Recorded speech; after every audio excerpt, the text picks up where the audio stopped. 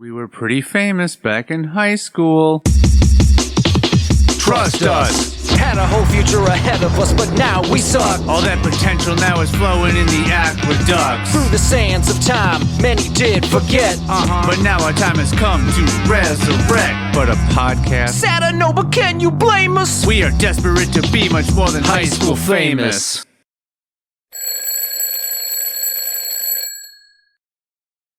Hello, welcome to High School Famous. That might have been too soon. I'll start. Oh, well. You may have jumped in extremely. It might just say, oh, we'll find out. If it doesn't, I'll edit it to do it like that. So that all this works. Well, you want it that way. Hello. So this all works then at that point. Greetings, class. Welcome into High School Famous. Please turn your textbooks to page 217. 217. Matt is giving the hand signals for those that are hard of hearing, but still watch and or listen to this. Today we're going to learn about whatever Matt may have in store for us. Well, I thought Professor? of this.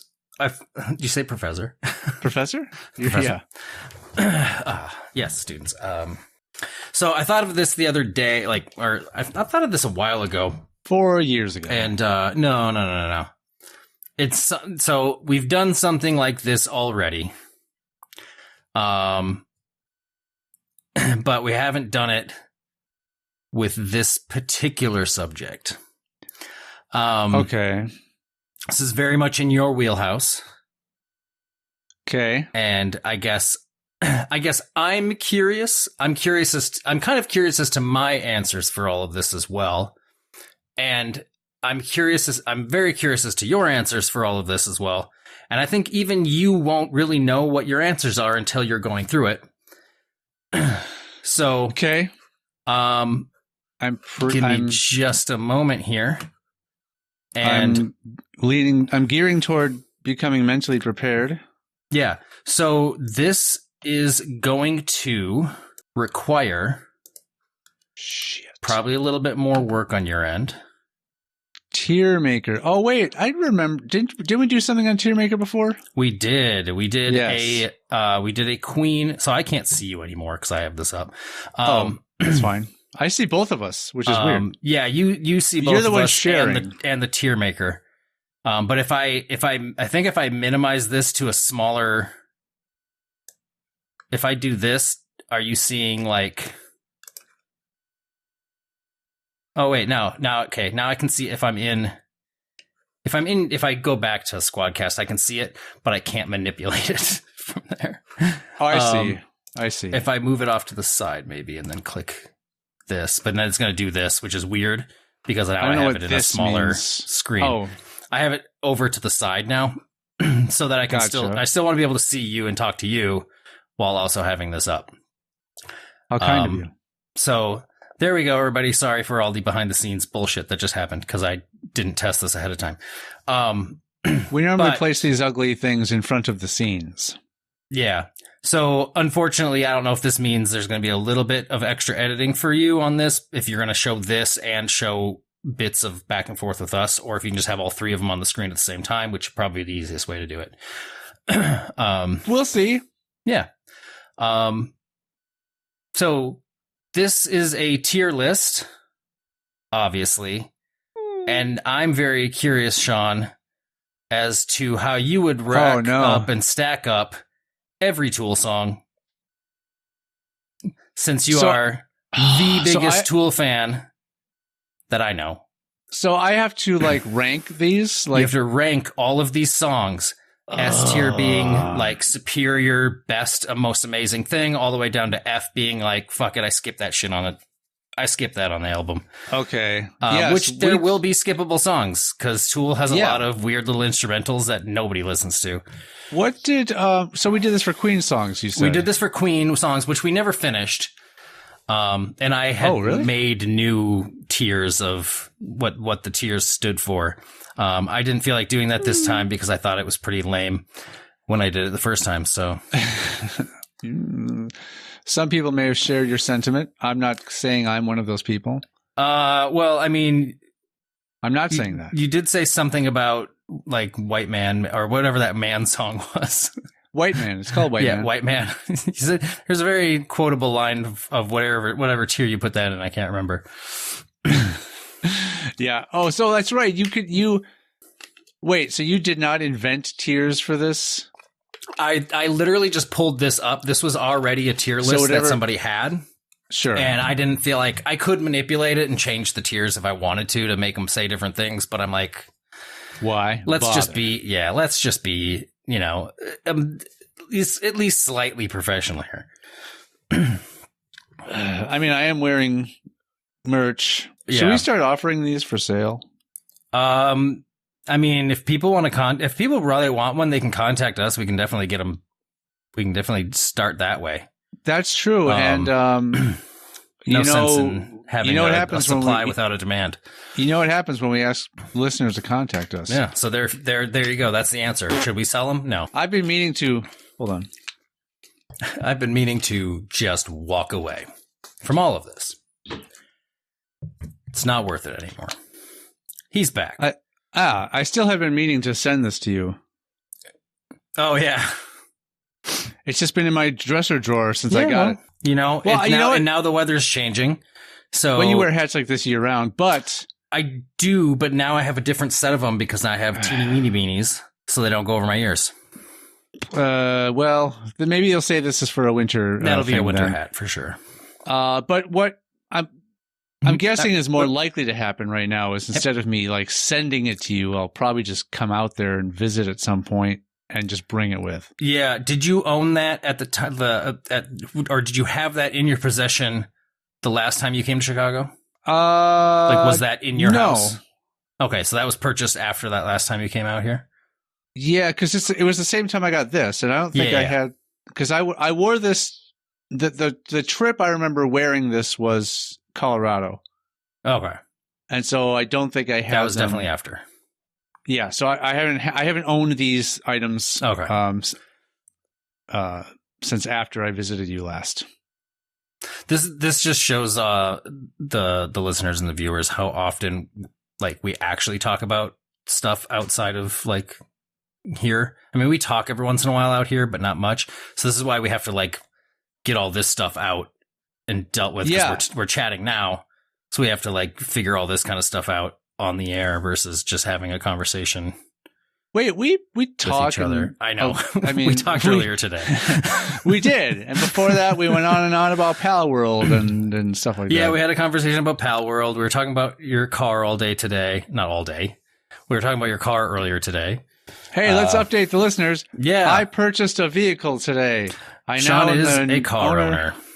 It's weird because I'm so used to leasing vehicles, and there have been a few occasions where a lease is up and I end up like buying that vehicle, but I'm still financing it. So I'm still paying the financier every month for the vehicle.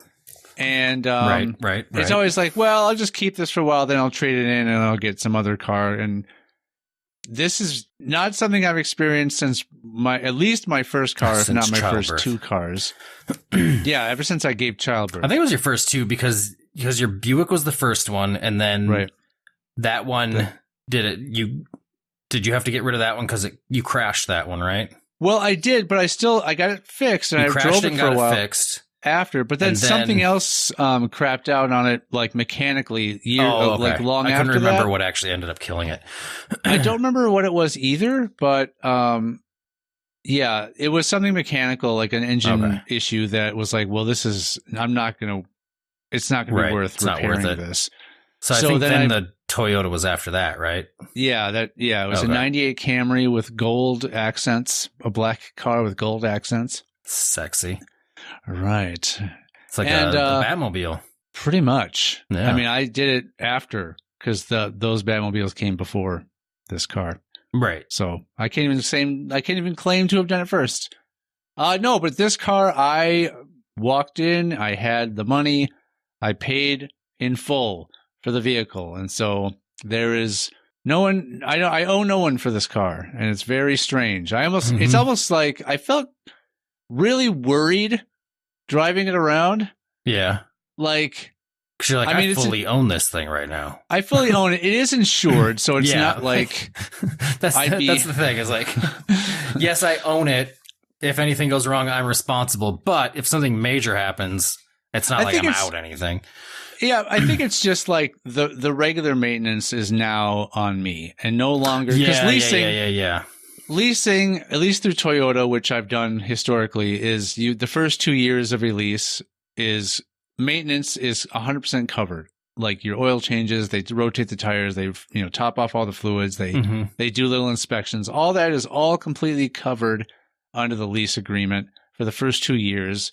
And so I have not, it's been a while since I've had to pay for something like an oil change. And so I'm not looking forward to that. So I'm not looking forward to if there's some sort of like, oops, I gotta replace my fuses or spark plugs or brakes. Like that's all that now stuff adds on me. Well, brakes. I mean, that's per our discussion. Brakes can be quite cheap. Yes, to do as long as you do them yourself. Some of those things probably wouldn't have been covered under the lease, like maintenance thing anyway. So, but the issue is anything outside of minor, your routine maintenance stuff. Yeah, but so the thing is, I never had a car long enough where like the brakes got worn out and I had to replace them. I've never, never, but it's been a long time since I've been in a place where I could have a car long enough where, hey, the brakes are going out. I better replace those. Or something's leaking with the fuel line, or I don't know. That's fairly rare. Brake lines are leaking. Maybe I'm still going to brake. I don't know a lot about cars. I'm just going back to brakes with just everything problems that can happen because of the car. Word brake. It's like, it just sounds like something's going to go wrong. Malfunction, brake. Well, there's not really a malfunction part of the car. No. Yeah. Those were outlawed after the war. Right. Yeah. Which war? We're not going to tell you. You figure it out. That you do your research class. This is your homework. You don't tell them. There wasn't cars yet. I think there were cars in 1812. Wait. When was the first car? I just made a general assumption like 1812 is a very old year. The last time you did this, you were wrong too. There was some other guess where you're like, "There's no way this happened before then." It was I think it was like the first photograph or something like that. Aha! Benz patent motor car, 1885 on January 29th of 1880 or 1886. Actually, was when it was patented.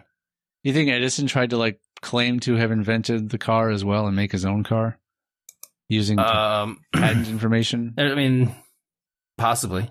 He's done it. He's done it before. Yeah, with some other things, light bulbs, telephones.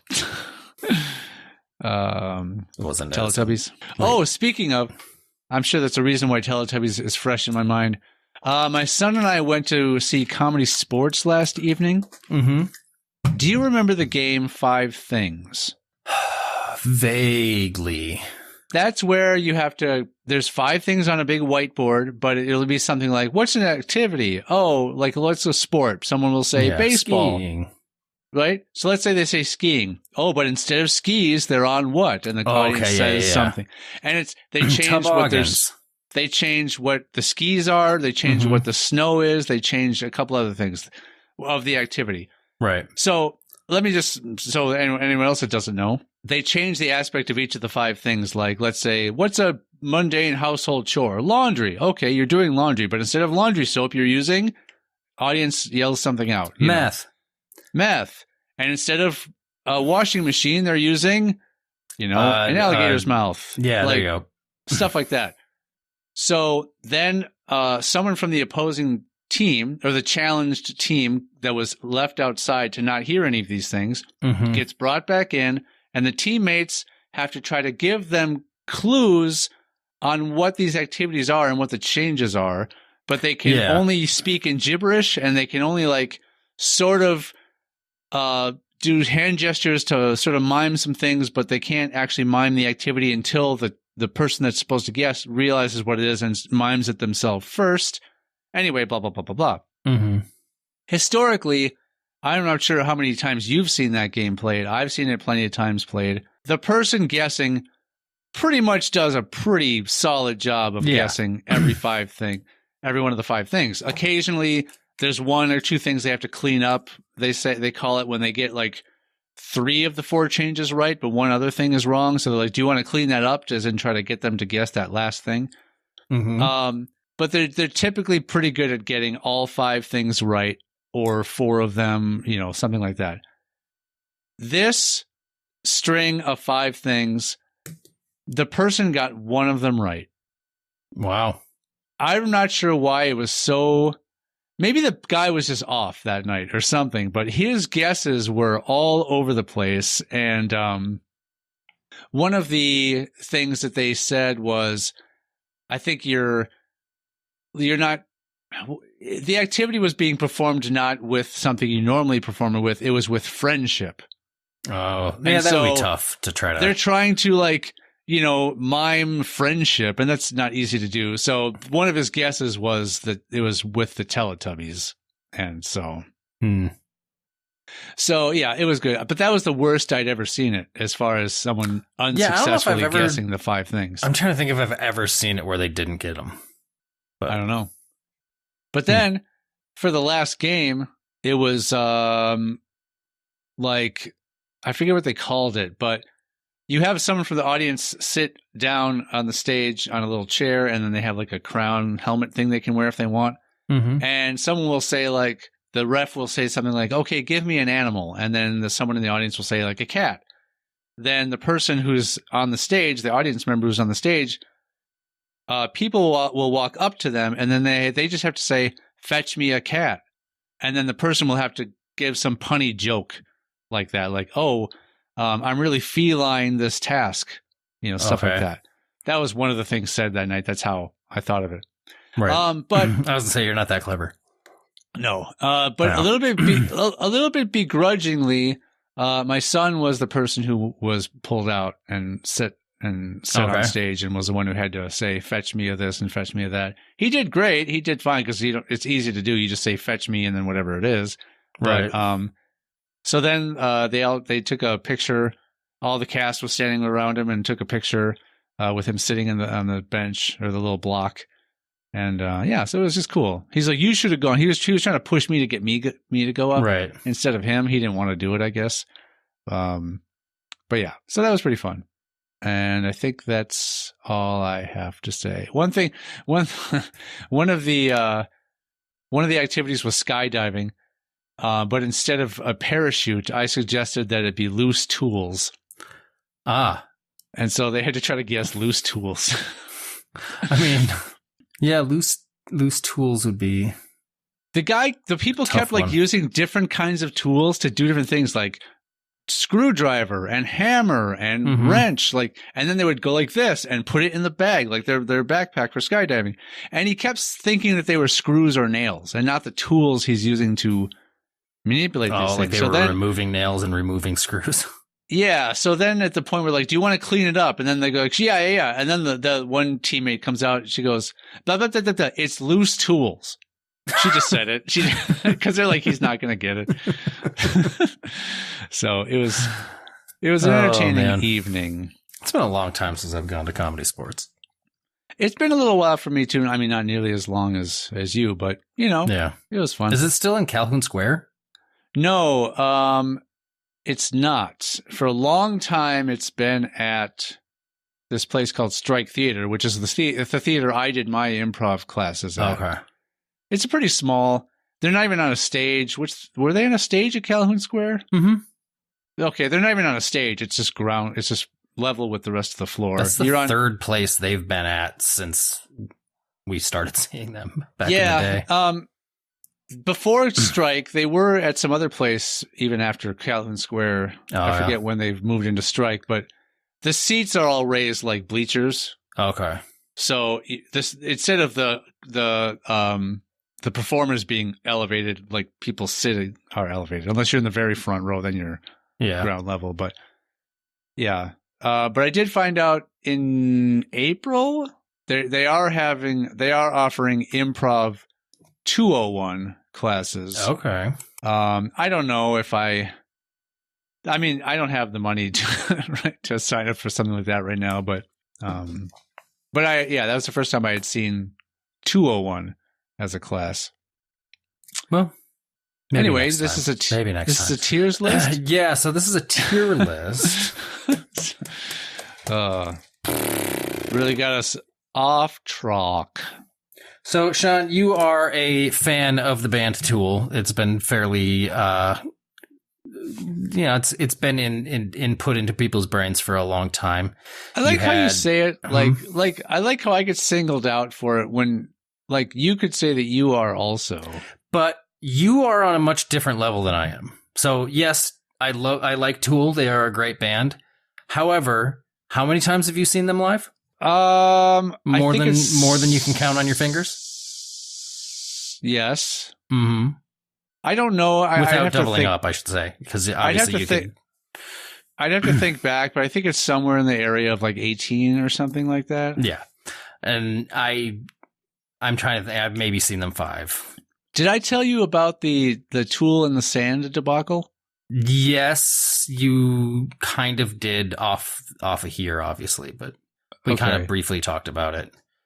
Or no, or did I read something about it? I might have read something about it where they were supposed to have 2 completely different shows, and they ended up playing some of the same songs on the second show, and people were pissed. And yeah, so the second show was half an hour shorter than the first show, so it was only an hour, and 4 of the songs were repeating songs from the previous night. Now, the 4 songs that they repeated, 3 of them were from the brand new album, which all of those songs are 10 minutes or longer. Mm-hmm. And the 4th song they repeated was Rosetta Stone, which itself is, I think, like 12 minutes. So think of an hour-long set where 4 of your songs are like 80% of your set. Yeah. And those are all repeating from the previous night. People are not happy. Yeah. Yeah, I've heard there's like a lawsuit pending, and yeah. That was, and my coworker, I said to him, that's the one thing that is slightly appealing, the idea of going to see 2 shows in a row and they're completely different. And people spent a lot of money to go do that. Thousands. And and it's like thousands. I'd be pissed. Too. I mean, I would never do that for one, but I would be pissed had I done that. No, they got booed, I guess, it was... Yeah. Because the problem is, not only did they repeat 4 songs, the opening song for the second night was one of the songs they did from the first night. So immediately, you're like, what? The entire show is ruined at that point from song 1. Well, I don't understand the choices that were made there. And as we go through this list and look at it, eventually they have they have a lot if They have a huge list of songs. Yeah. And not all of them are 10 minutes long. Some of them, if you choose off of their first couple albums, some of them are under 4 minutes. Yeah. It's insane. I know. I really am. I don't know who was behind that decision to make that change. They didn't really think that through very well. No.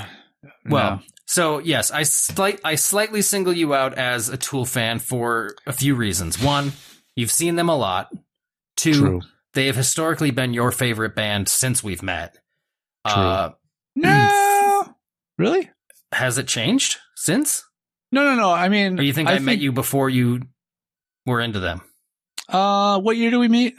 Well, we officially met in 7th grade. Okay, so we were what, 13? We were 13. So that would have been 93? No, 95? 95. Yeah, so we officially met in 95, but we didn't start hanging out till 97. Okay, and that's the year I heard of them. And that's the year you randomly called me out of the blue and asked if you could come hang out at my house for the weekend. Yeah. And that's how we started hanging out. Yeah. It was really random. We had met, I'm not sure, did we cover this on the show ever? I don't know if we did, really. Because we had met through a mutual friend, Rick. Well, so when we officially met in 7th grade, not met, but we had art class together. Yeah, so I should say we first had sort of seen each other outside of school, sort of via a mutual friend? Because I think I was hanging out with Rick, possibly. and he was like, I think I was hanging out with Rick, and he was saying that he wanted to go, or he was planning on going over to your house to hang out.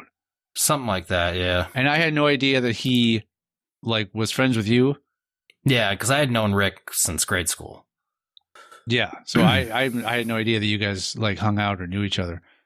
I mean, we weren't, I don't think we were, like, super, super close. I think me and him got closer once me, you, and him all started hanging out. Oh. I think that's when I got a lot closer with him, and then we were kind of like a throuple for a while.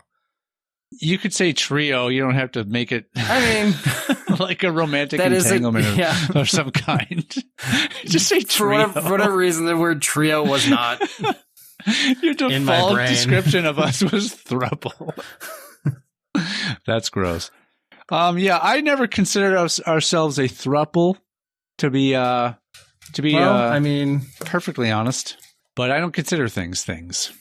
So yeah, basically, as far as I know, it's been kind of your favorite band since around the time we started hanging out. That's fair to say. That's a third thing. So what did we say? It was I've seen them a lot. I've they've been my favorite since you've known me. I think that's all you said. I thought I had 3. Wow. So you can barely call me a Tool fan. Here's a third one. If I haven't already had a third one that I can't remember for whatever reason, you have a reaction channel that was originally called Tool Fan Reacts. It is now Total Fool Reacts. So right there, you already established yourself as a Tool fan. You know, I kind of, to be honest, I kind of did that hoping that name would just automatically garner some people towards you. Yeah. Another thing. It's okay. As far we don't need to go on further. We need to really establish the lore of how deep of a fan you are. Just do the list of the songs. The next thing is out of all band merch, what bands do you own merch of? Well, now, do I still? I have a Soundgarden hat. Oh, which is one of those. It's because it looks horrible on me, and I didn't want to get it in the first place. But why did you get it then? I went with my son's grandfather. Mm-hmm. When we visited Houston one time, Soundgarden was performing in Houston, and so he got us tickets, and we went. And he was like, "Come on!" He was just sort of like offering to buy me some merch. And so he was just sort of like, "Hey, what about that hat?" You know, he was just kind of like, I'm like, "Oh, sure." I didn't want to be like, for some reason didn't want to be like, "No, I just said, "Sure," I guess. It's like a baseball hat, but it's one of those like snapback ones where the bill is flat, and that's never been for me, that style. I mean, you can curve it. Well, I've tried. Plus, the hat just looks big on me anyway for some reason. For a baseball hat, we have established that you have a smaller than normal head, right? So, smaller than average. It's not difficult for me to find a baseball style hat that fits well. I've never had a huge issue with that. Does it have a clippy thing in the back? It or does. Are they fitted? This one, I think, you know what? I can go grab it. It's always the flat style ones are always gonna, I'm talking to no one, are always gonna look bigger. I'm gonna have to repeat all of this once he gets back here, but that's okay. But they're gonna look bigger because the brims are so fucking wide out. So as you can see, I've tried to like bend the bill here and there, and it's just snapping back. But if I put it on, it's not awful. Maybe I'll wear it the rest of the show. There we go. We don't have to worry about continuity on here, so that's fine. Well, I mean, we're going to keep in the part where I went away. As I was explaining to no one, because you walked away and then I kept talking. And I was like, I'm going to have to repeat this anyways. They're going to look bigger because they're more flat build. So it's going to be, wider on top, obviously. If you got it to shape down a little bit more, it wouldn't look so big on you. I guess. But I feel like those bills are naturally a little bit larger too. They might be, but I mean, But it's so not anyway, awful. Doesn't look awful. At that same show, I bought one was bought for me, a Soundgarden T-shirt, and I may have thrown that away because like eventually like a couple holes were forming in the armpit area and stuff. It might still be in my drawer. Along the seam? Yes. Dude, mail them to me. I'll sew them up. I know how to sew. I'm not sure why I didn't think of that, but yeah, I sew shit all the time. I have a sewing machine in my closet. I will double check if it's in my drawer still. I don't remember if I threw it away or if it's in my drawer, but it's basically it's kind of an army green shirt with the same symbol on it. Okay. So again, I'm not really one that likes noisy, crazy, busy. Yeah, you don't like the tour date shirts and all that kind of bullshit. So this was perfect because it had none of that. It had a little symbol here, and that was plenty for me. So other than those two Soundgarden items, you have. I have some Tool shirts. Now I have one Tool hat. Let's back up for a second. We're never going to get to the tier list. I love it. Never. Unless we really want to like extend this episode. But I, back in high school, had band shirts and hats of many bands. Yeah. I had Rage Against the Machine, a hat. I had Smashing Pumpkins shirts. I had Tool shirts, a lot of them. I don't know if I ever had any, I had Nine Inch Nails shirts. I may or may not have had a Pearl Jam shirt at some point. I was not solely wearing Tool stuff. No, I know. I'm talking about now. I know. But I clearly, after, because, you're in high school, you wear these clothes when you're being very active and doing all these things, and maybe you get sweaty. The shirts kind of like stink after a while and they just get worn out. You get rid of them all. I sort of grew out of just wearing band shirts. I thought you said I grew out of them. I grew out of them. I'm so fat now. But a few years ago, I remember going like, you know what? There's a lot of cool new Tool shirts on their website. Let me get a couple of Tool shirts again. It's been decades since I've had any. So that's why. It's not that I've just like consistently throughout the years maintained a Tool centric wardrobe or something like that. Right. So lay off me. You used to wear Tool shirts too. I think I've had 2 or 3 Tool shirts. Yeah. I had the Naked Embrace shirt, which I loved, but they got pissed off that I was wearing that at school, which it didn't show any actual nudity on it. No, and I once got talked to from the one that had that contortionist on the back. Yeah. Yours was a little bit more, risque than the Naked Embrace shirt. Well, I got away with it though. I was like, it's a contortionist. And they're like, oh. Even though like yours shows butt crack and not really. Mine might have had a butt on it. I can't remember. Well, the funny thing is, if you know anything about what that contortionist is supposed to be doing in the liner notes, then you'd be like, well, you definitely can't wear that shirt to school. But, if it would have been like a hologramish shirt that actually like depending on where you looked at it, it did the motion. That would have been cool. Yeah, I think, and then I bought one when we came to Chicago for the initial Lateralis tour. Sure, I bought a shirt then. I know because you had the one. It wasn't like a head, but you could see the brain on the top, and there was like a pill on it or something. Was that in the back of a shirt? Oh, was that like a red and white pill? Or I thought, well, they might have had a hoodie version too. I think I remember. I think I had a t-shirt recall that shirt. Yeah. Okay. I mean, to be fair, I did have kind of a lot of Tool shirts at the time. You did. But, I had a few. I didn't have much. I didn't really have other band shirts really at all either, though.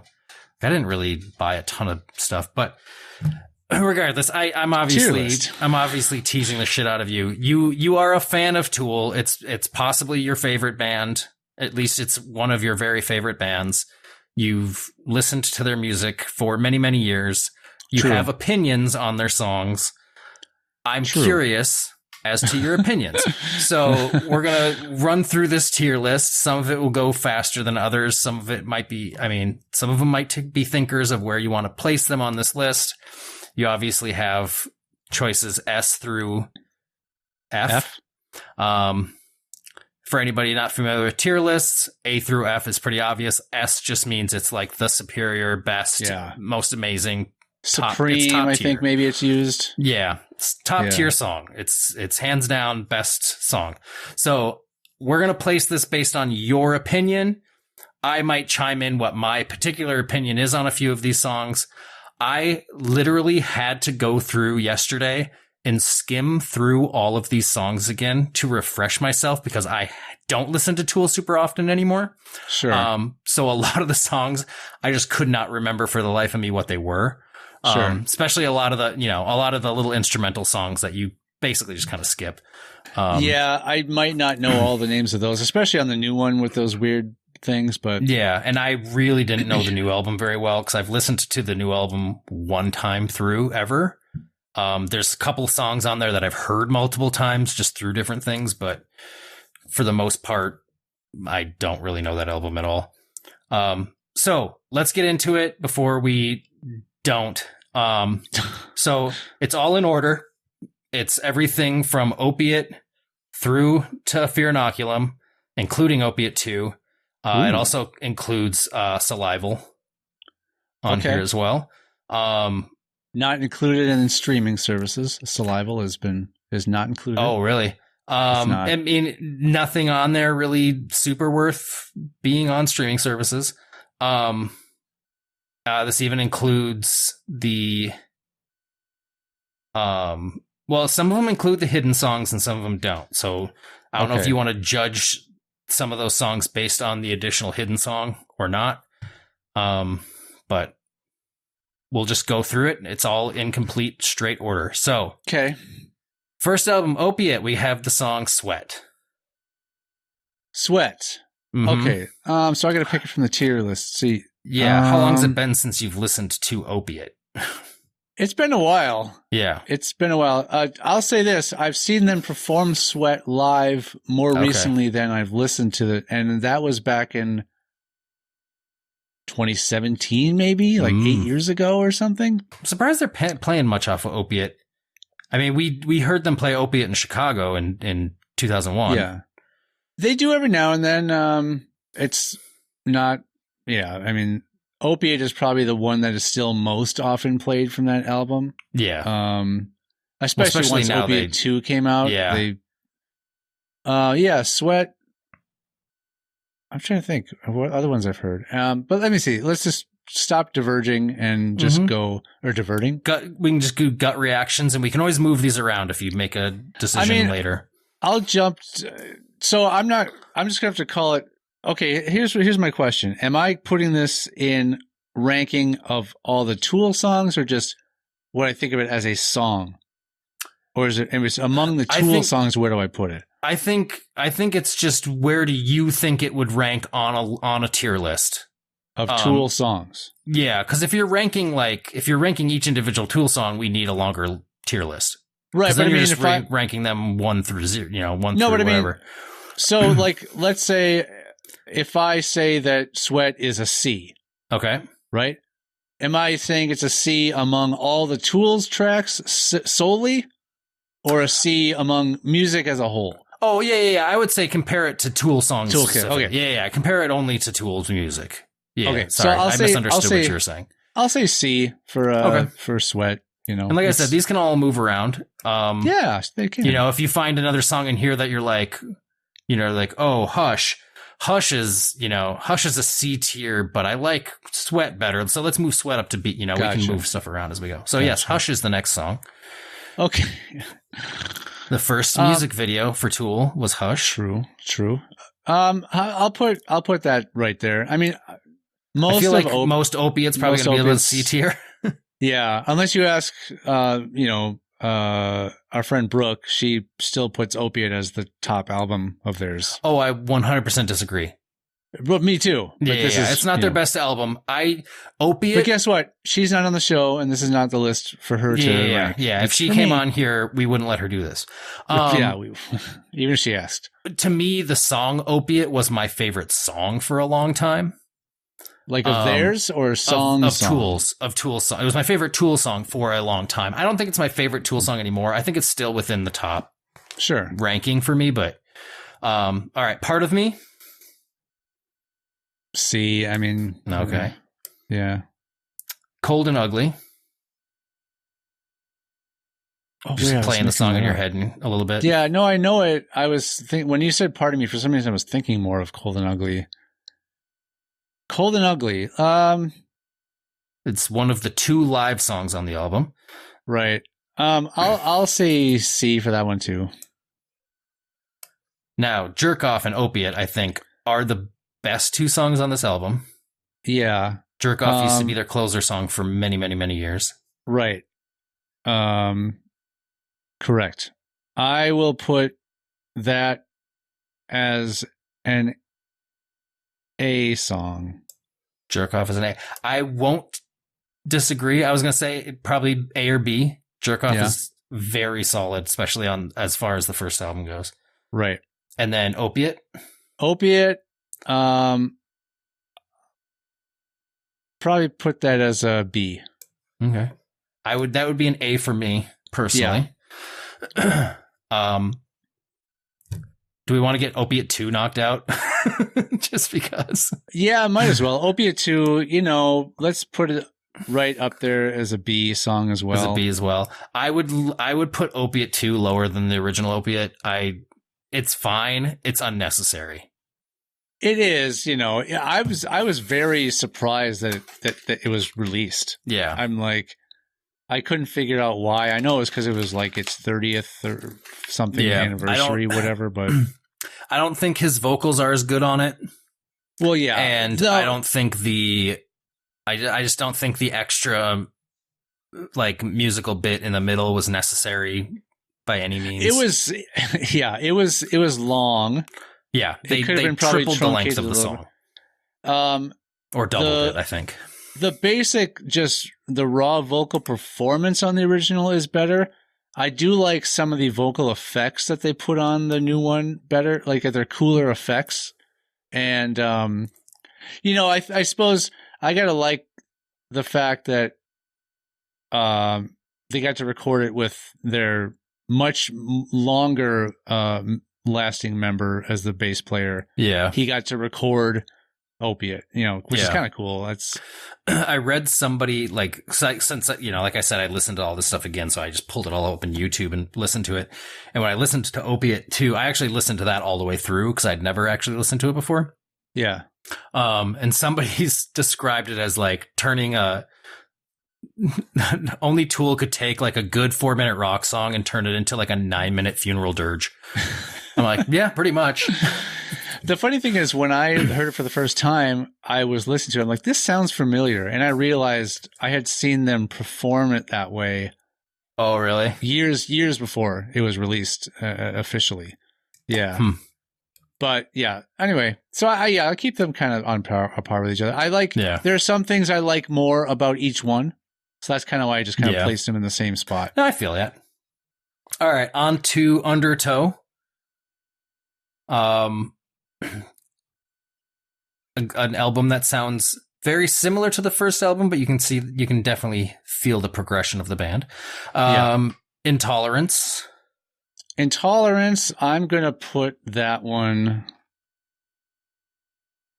I say that's a C. A C. Yeah. This would also mark Tool's last album before they just had weird instrumental tracks to fill up the length. Right. So yeah, they didn't last long before they decided let's just pad this with some weird dump stuff. A bunch of weird, unnecessary little things in there. Aside from the last track on, actually, you know what? Aside from all the stuff at the end of Undertow, it's just song after song after song after song. Mm-hmm. There's no nonsense.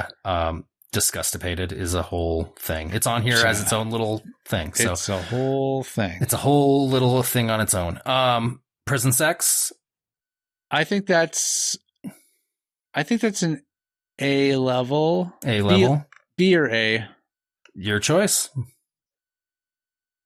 I'll go B.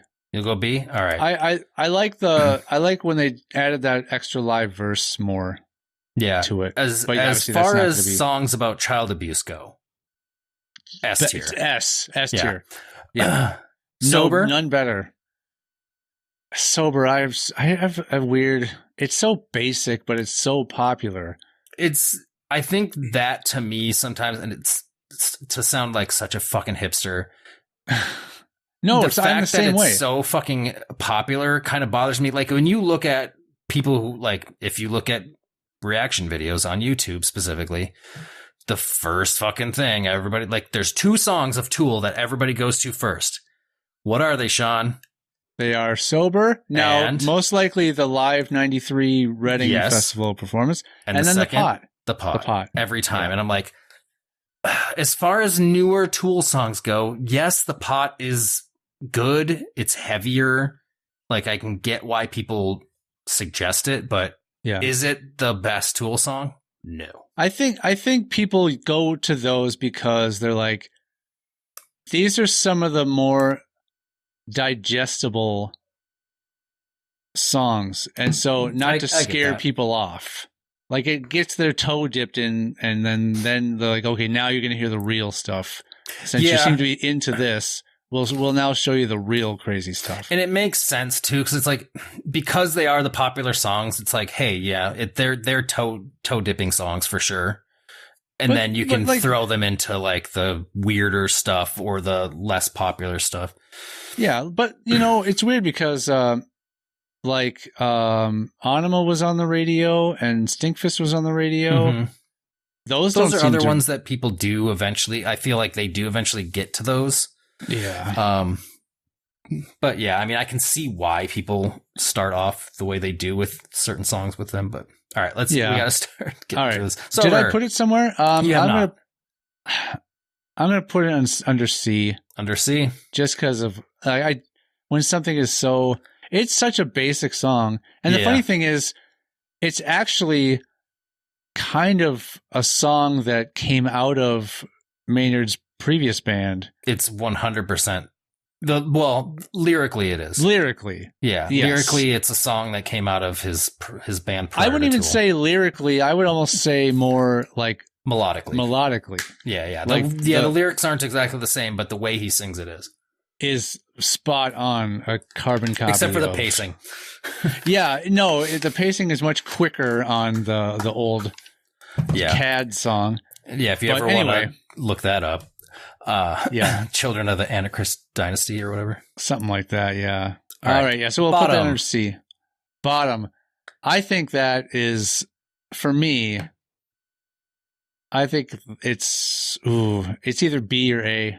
I really like that one. I'm going to put it under A. Under A. I accidentally right-clicked. Crawl Away. Crawl Away. Okay. I like that one too, but I don't play it very much. I'll put that under B. It's a pretty solid song. B. Swamp Song. Yeah. Swamp Song is also a B. For some reason, I enjoy Swamp Song quite a bit. They are next to each other on the album, but I also kind of just put them together all the time in my head. It's almost like a We Will Rock You, We Are the Champions thing. Yeah. They're not. I don't know why. I do. I seem to think of them as so similar to each other, but they're not. I don't know why. Yeah. The Namesake song, Undertow. I'll put that as a B also. B also? Okay. Personally, these are much better to me. Then B? Okay. Then the Crawl. All right, these 2 songs I prefer these 2 songs over Undertow, personally. Okay. 4 Degrees. What's cool is recently, within the last few years, I've actually gotten to see them perform both Swamp Song and Undertow. Which is nice. Pretty cool for me. I don't know. I'd have to literally try to think too much to try to remember all the songs from earlier albums that I've actually heard from them. Yeah. So we're on 4 Degrees. 4 Degrees. That one's a weird one. I do like it a lot, but it's a slow burn. Mm-hmm. I'll put that one down as in the C. I haven't done any D's yet. You just don't hate any of these songs yet. There's going to be plenty of room for. Yeah, you're right. There's all that stuff later. There's plenty of songs coming up that will go down in these. 4 Degrees for me is B or A tier. I absolutely love that song. Flood. I'll put that as Flood is one of the first bass lines of Tools I ever learned. okay. Not the whole thing, just the main riff. Also, talk about a slow burn. Oh my gosh. 4-minute intro on an 8-minute song. Yeah. It's got a long intro. Fun fact about Flood, it was not the full intro was not included, but it was the very first Tool song I ever saw live. When I saw them in '98 at really? Ozfest, they opened with Flood. Again, all that intro was not there. That would have been way better if they did. They kind of kicked. Well, they had a limited set time because it's a festival. So, but again, I guess you're adding 4 minutes. But that would still been super awesome. Of like, we're gonna open with this song, and it's gonna take us 4 minutes to get to the actual like lyrics, or not even the lyrics, just the main riff. Yeah, no, it kind of kicked in pretty much right when the song really kicks in, like when it really gets going. But yeah, so anyway, that song always has a special little place. I enjoy Flood quite a bit. Yeah, I'll put that one as, you know what? Let's put that under A. Yeah, I agree. Let's put Undertow under A too. I Undertow? changed my mind on. Oh, no, hold on. Ahead of Crawl Away and Swamp Song? Let's leave him at B. Let's leave him there. Disgustipated. It's so strange. I'm going to put that. This will be my. I do like it, but I think I have to put it as my first D. It's not something you're fast forwarding to. No, I'm not skipping ahead to that one. Yeah. And the whole like sort of sermon at the beginning is just so corny. Like, but yeah, once that part's over and just the whole what is it like squealing pigs and you know, this is necessary. And when I remember, I distinctly remember hearing that for the first time, and I'm like, ooh, a 10-minute or whatever it is. This is going to be great because when I first heard of this band, I thought Anima was their first album because that's what I was introduced to. Mm-hmm. Then I come to find there's two previous ones. So when I first got Undertow and I was listening to it, I remember like there was that whole bit at the beginning about these are the cries of the carrots and let our rabbits wear glasses, all that stuff. But then they get to the actual song and it starts with him saying like, you know, this is necessary. And I got let down because it was just repeating those lyrics over and over. I'm like, oh, come on. So it was a bit of a letdown. Yeah. So that's why it goes into D. Yeah. All right. Well, speaking of Anima. Stinkfist. Here we are at Anima. And these look like they might have gotten out of order. Oh, dear. Well, it opens with Stinkfist. Well, yeah. Where's Third Eye, though? Because it should be at the end. Third Eye's up here. Yeah, I might have accidentally moved something around. Either way, it doesn't really super matter if they're in order or not. Stinkfist is where we start. Stinkfist, I'll put that as B. Stinkfist in the B's. I do love it. That's a bad sentence. That's how you get the Stinkfist. Stinkfist in the B.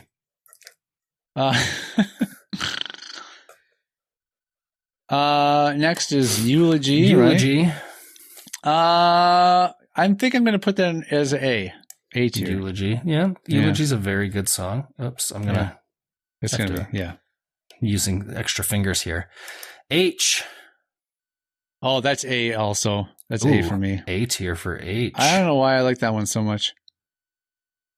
Now, here we go. Useful Idiot. Yeah. You know, E, I guess. I mean, weird, F. Just give it an F. It's just a weird, like, buzzing instrumental. I think how it worked was it's like it was a Tesla coil. Well, I think it was placed there because if you listen to the record, it's playing at the end of the side of the record to almost make it sound like there's something wrong with I forget why, but I think it was specifically put there so that you would think something's wrong with your record or something like that. That's weird though, because there's, you should be able to get more than 3 songs on the side of a record. How many records was the first? How many was it? More than one record for the album? Yeah, I think so. It's like a 2-record album. Well, yeah, because I think Fear Inoculum is like 4 records. Well, or something like each that. song has its own fucking record, its own side. But I might be wrong on that. I think I read that somewhere. Like, I'm not sure what the length. Well, how much? We're talking how much late you can get 90s. I would side. have read something like that. All right, 46 and 2. It's one of those. It's like a sober to me.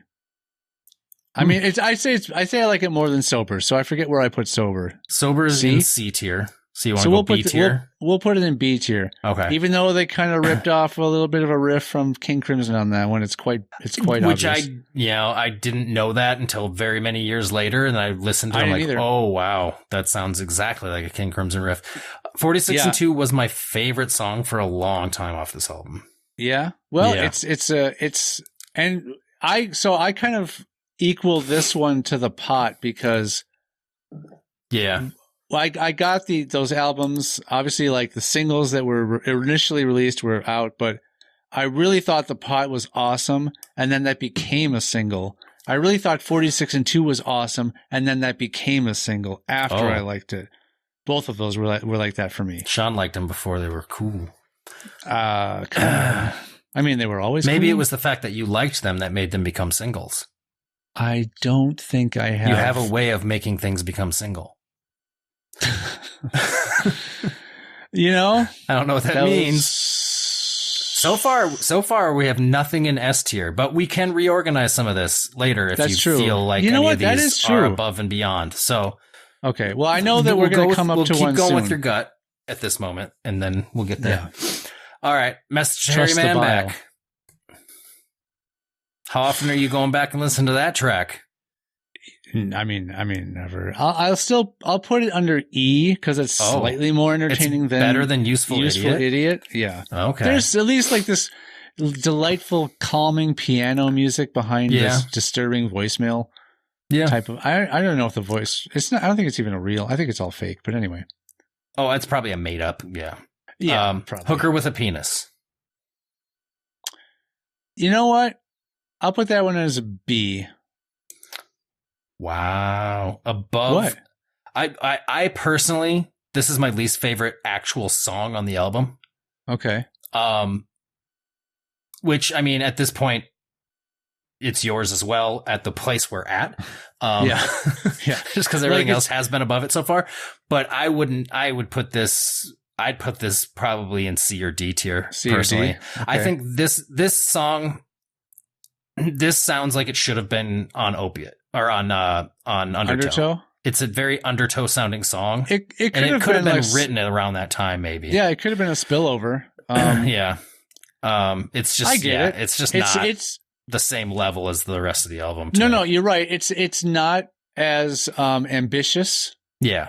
It's just sort of like a straightforward, no nonsense. But I like the lyrical message most about it than anything else. Not necessarily. I wouldn't say musically it's at the same level as some of these songs. Yeah. But I think just the lyrical message I like so much. Intermission.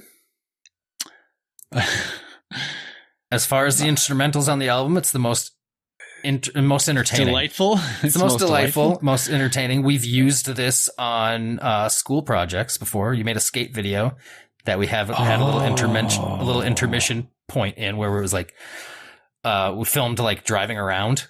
You know what would be? And we sped it up to this song. You know what would be crazy? Unearthing those things. Yeah. Are those anywhere? Because until you mentioned that, I 100% forgot that we did that. I wonder. The only thing I could think of is who could possibly have a copy of them would be if we got in contact with either Eastman or Ed's family. Oh yeah. Yeah. This was years and years and years ago, but I remember sending a message to his sister. Yeah. And she never responded, she might have even seen it. You know how sometimes if it's like you've never sent them a message before, it goes into some a request area. So I don't know if I would even successfully be able to get a hold of anyone there. But that would be a silly reason for me to reach out. Like, hey, I haven't spoken with any of you guys since that. What, the funeral? Yeah. So any chance you could look through some old boxes and see if you can find some dig through your VHS skate please? tapes? Yeah. I don't know why I thought of Eastman, because he was there for some of those, wasn't he? Eastman? Yeah, probably. Maybe even Fro. Because those were the ones where where it was mostly stuff filmed around Elk River. Yeah, it was all Elk River. Yeah. Yeah, I don't think we were doing anything in downtown by that point. Probably. Or uptown, probably any not. part of Minneapolis. Right, anyways, intermission. Okay. Where did I put Useful Idiot at F? And the message to him? I'm going to put it above message. I'm going to put it under D. Yeah, I would put it up in D as well. And here's another reason why it leads in.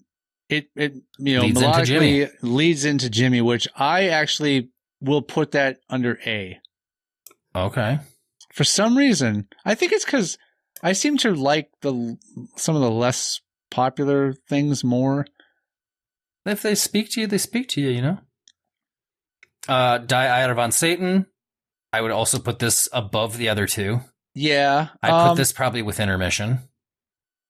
Personally. Yeah, let's lump it in there with intermission. I don't think it's better than intermission, but it's not worse. It's not as bad as these two. I like that one a lot. It's also just like the hidden message behind it. And it's kind of cool. It's very musically it's pretty cool. Anyway. Yeah. It's goofy. It's fun. Yeah. Push It. Oh. Let's put that. Ooh, this is now. You said Salival's on here too, right? Yep. Yeah, I already know. Yeah. The Salival version of Push It's going to be above the album version of Push It. Let's do A tier for Push It. For Push It? Oh, yeah. So I have a feeling that Push It Salival version might be S tier. It might be. It's good. It's so good. All right. Cesario Sublimity. Again. Let's do F for that one. It's just it's just more noise. Yeah. Anima. Oh yeah. I'm going to put that under. That's a tough one. It's either B or A. And let's put it under. Let's do A because that was the very first song of theirs I'd ever heard, knowing it was them. So that's kind of how it all started for me. I think I didn't even know because you and some other people introduced me to Tool. I didn't have any idea who they were. This was the first song I heard from them, and still at that point didn't know who the fuck they were. I was just like, you guys are just playing music. I'm like, okay. And it was this. So was it like Rick and I? No, I think it was you and Ed and we were somewhere. I don't remember where. We were at somebody's house. And everybody was like, inarguable. We were somewhere. we were at some girl's house. I don't remember who. No, that's arguable. That is arguable. We knew girls, I swear. So that song, maybe at least through has Ed that. We knew girls, or through Rick most we knew likely. girls. Ed was definitely our good looking friend. Why can't I be the good looking anyway? You look in a mirror and tell yourself that and ask that question. So that's where I guess I would have that same similar thing of just like, it was the first song I ever heard from them. So it's kind of got that place in there. But over the years, I'm just kind of like, I'm very over it as a song. Yeah, I know. It's one of those, you've probably heard it way too many times. And there's still cool ass music video. I wouldn't actively put it on. You know, like I don't seek it out and listen to it. To be honest, I don't really do that with Tool anyway. I just put the album on and hit go. I don't start I'm going to listen to this one song. Yeah, I don't ever do that. That's more than I do nowadays. I just let Tool happen to me sometimes. If I put on because I don't currently have Spotify. Sure. But I'll just have Pandora on and just let it, loop songs. So if it comes up, Tool it's pops there. up. Every once in a while, a song comes up by Tool that I'm just like, I don't even want to hear it, and I will skip it.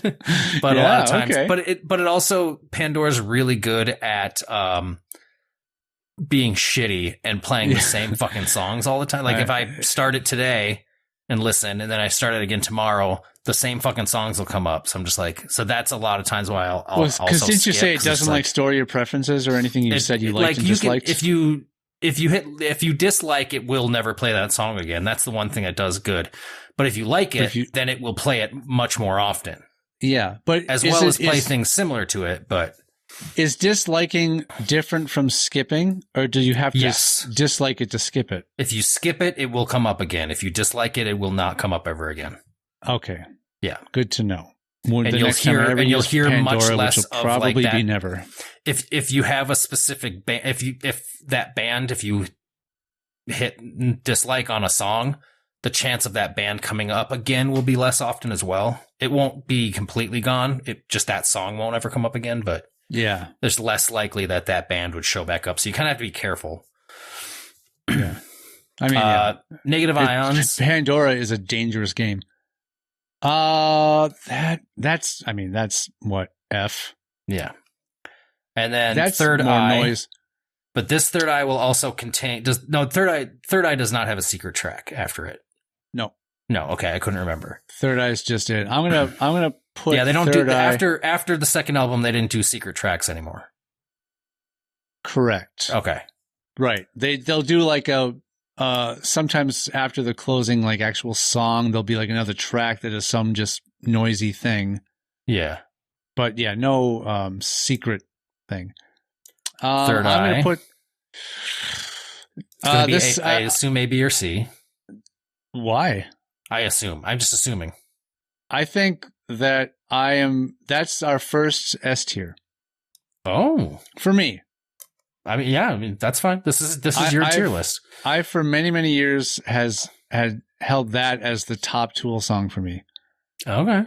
It's a very different song. It's paced really interestingly. That's what I like. Crazy. See, time the thing signatures. is, this is why I think I'm just not normal or like other people. I can't get into like the super popular stuff as much. That the oddness, I get it. The strangeness of that song is why I liked it. I tend to. I mean, I love Third Eye. I think it's a great song. I don't know if I'd put it S tier personally for myself, right? But I understand why you would 100%. Yeah. And plus, I was like, well, if I'm going to have a favorite song, it might as well be like a 13-minute one. It's more song. Why not? There's more song to like. That was another reason why. It's a song that takes very big dips and very high peaks. Yeah. It just kind of goes all over the place. And it's got really weird timing. And, sometimes it doesn't sound like anybody's playing the same song. I know. It's great. when I finally, it surprisingly came up in the middle of a set during a show once. I'm like, no way. This is finally happening. I'm actually seeing them perform this song. Yeah. I could have been the only one in the whole theater, the whole place. You were massively erect. Nothing mattered. Yeah. Yeah. I mean, like you were how many rows back and somehow touching the stage? I was on. Yeah. Maynard had a new mic during that song. Yeah. Gross. All right. So then Third Eye Live. Now we're on Salival. Oh, crap. It's good. I put it below the studio version. Put it in A? Put it in A. Okay. Yeah. We'll start to kind of move a little quicker here. Yeah, I think so. Part of Me Live. Where did I put looks like Part of Me I put under C. Under C, yeah. I'm going to put Live as B. I like the Live. Live's better. Because it's more, it was more recent. Well, not recent. It was later on than the original. So they probably had a little, it was different energy.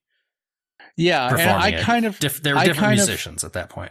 As far as all people's performing abilities, I would put the year, that was 98, I think.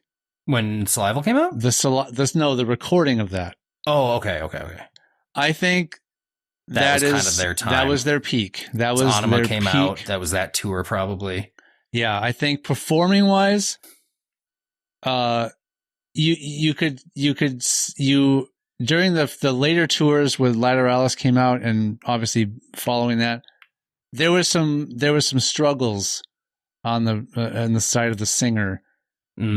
Realizing he can't necessarily do all the things he used to be able to do. And it was presenting itself on stage sometimes. Yeah. And so it was kind of like, Which I think would maybe explain a lot of the vocal choices on the latest album. Oh, yeah. Oh, yeah. It's just very much so. It's much more, he sings much more melodically on the newest album. Yeah. All right. Push It live. Let's go S tier for that one. 100% agree. That is from what Push It's like already like a 8 or 9 minute song, right? Something like that. I think it's and 8. then I think the it's 9. live version's like what, 13? Well, 11 true, or 13 because they did a much different version of it. That, and I wonder how long it would be. Like, I wonder how long his little like spoken intro to it would, if you remove that, right? How much the actual song length is. But so it's probably at least an 11-minute song or something like that. It's a bit longer, but it's just a really interesting version. Yeah, and the drummer's tabla teacher was on, like, performed with them on that as well. I would love to see them perform that version. I've only seen them perform the studio original version. Yeah. Message to Harry Man Back 2. I mean, wherever the other one was. Yeah. You know. You Lied, Peach Cover Live. It's a pretty good song. Yeah, it is. Let's go. Their version of it, much better than the original. Right. I'll go B for that one. I agree. B's good. B's a good spot. It's hard because it's weird to rate that because it's not their song. Yeah. You know what I mean? There's a couple others coming up here. Yeah. Or one more coming up. Sorry. You're right. Okay. All right. What's this one? Merkaba Live. Oh, you know, it's like an instrumental, right? It's a intro to Sober. They did. Oh, okay. Live. Let's go C with it. Okay. It gets pretty repetitive. So what you're saying is that we should listen to this, then listen to Sober. Yeah, it's weird that they didn't include the actual Sober performance at that up to. They're I like, don't know why they're like, we know it. You guys know what to do. Yeah. Just, plus, it's not our favorite performance of it. No Quarter, the Led Zeppelin cover. This one's tough. I really like this. It is good. Yeah. I would put it up there with Led Zeppelin's version of No Quarter. Sure. I think they're equally good. I will say that this is. I'm bouncing between A and S. Ooh. because you are also a big Zeppelin fan. Yeah. What did I put? What else is in A right now? Flood, bottom. A's got Jerk Off, Bottom, Flood, Eulogy, H, Jimmy, Push It, Anima, Third Eye, Live.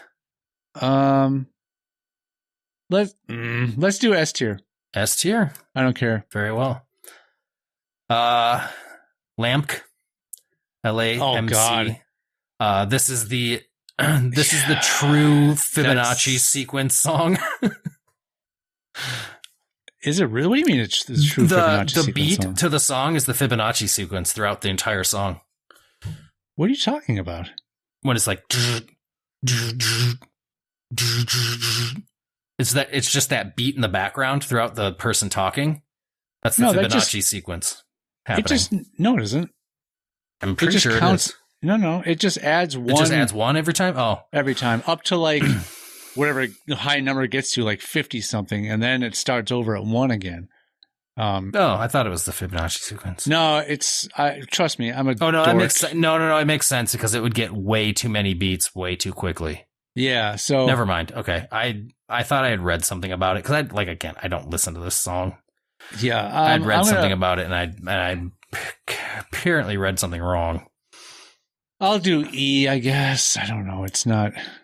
I mean, it's either E or F. Let's just do E. Are you ever listening to it? No. But it's better than what else is in F right now? Useful Idiot, Cesarea Sublimity, and Negative Ions. I mean, yeah, it's more entertaining than those. It's more entertaining than those. We'll give it to that. Yeah. All right, Maynard's Dick. It's a goofy one. It's a goofy one. Let's go. It's B or C probably. Let's go C. See? Yeah. All right. It sounds odd at the beginning. It's almost, for some reason, it almost feels like a country song at the beginning to me, musically. It's been a while since I listened to it. All right. So, Lateralis, probably to me, one of their best albums. Yeah, I think universally it's probably, yeah. I'm really, it took a while for me to get into it, but 10,000 Days to me is also one of my favorite albums of theirs. Yeah. Lateralis to me, it was a slow burn on that album for me though. Lateralis to me is in a bit like, it's lacking a bit of attitude that I missed. I would say 10,000 Days has more attitude. So yeah, 10,000 Days brought back some more of the attitude, and I'm like, I kind of am gravitating toward this more than Lateralis, but just because I was like, oh, excited that the attitude was kind of back. Yeah, but trust me, Lateralis is awesome. It's a very solid album. Yeah. So the first song is The Grudge, which is insane, which has a lot of attitude. So it starts off strong. I know. It starts off with a lot of attitude. The Grudge, I kind of have to go S tier for that one. I would agree. The Grudge is just, it's got the 23-second scream at the end of it. Yep. Just solid. Which I discovered very recently is kind of in multiple parts. It's not really one sustained thing. Yeah. But he has done a long ass scream like that live. Oh, it's like 3/4 of it. It's like 3/4 of it. Yeah. In more recent years, he would do about half of it. But I don't even know if it's a scream though. It's just like him like doing like a note, just a noise for that long. Ion Blue Apocalypse. Yeah, E. Or let's do D. It's musically it's musically a little bit interesting. Okay. The Patient. The Patient. I'll put that under A. A.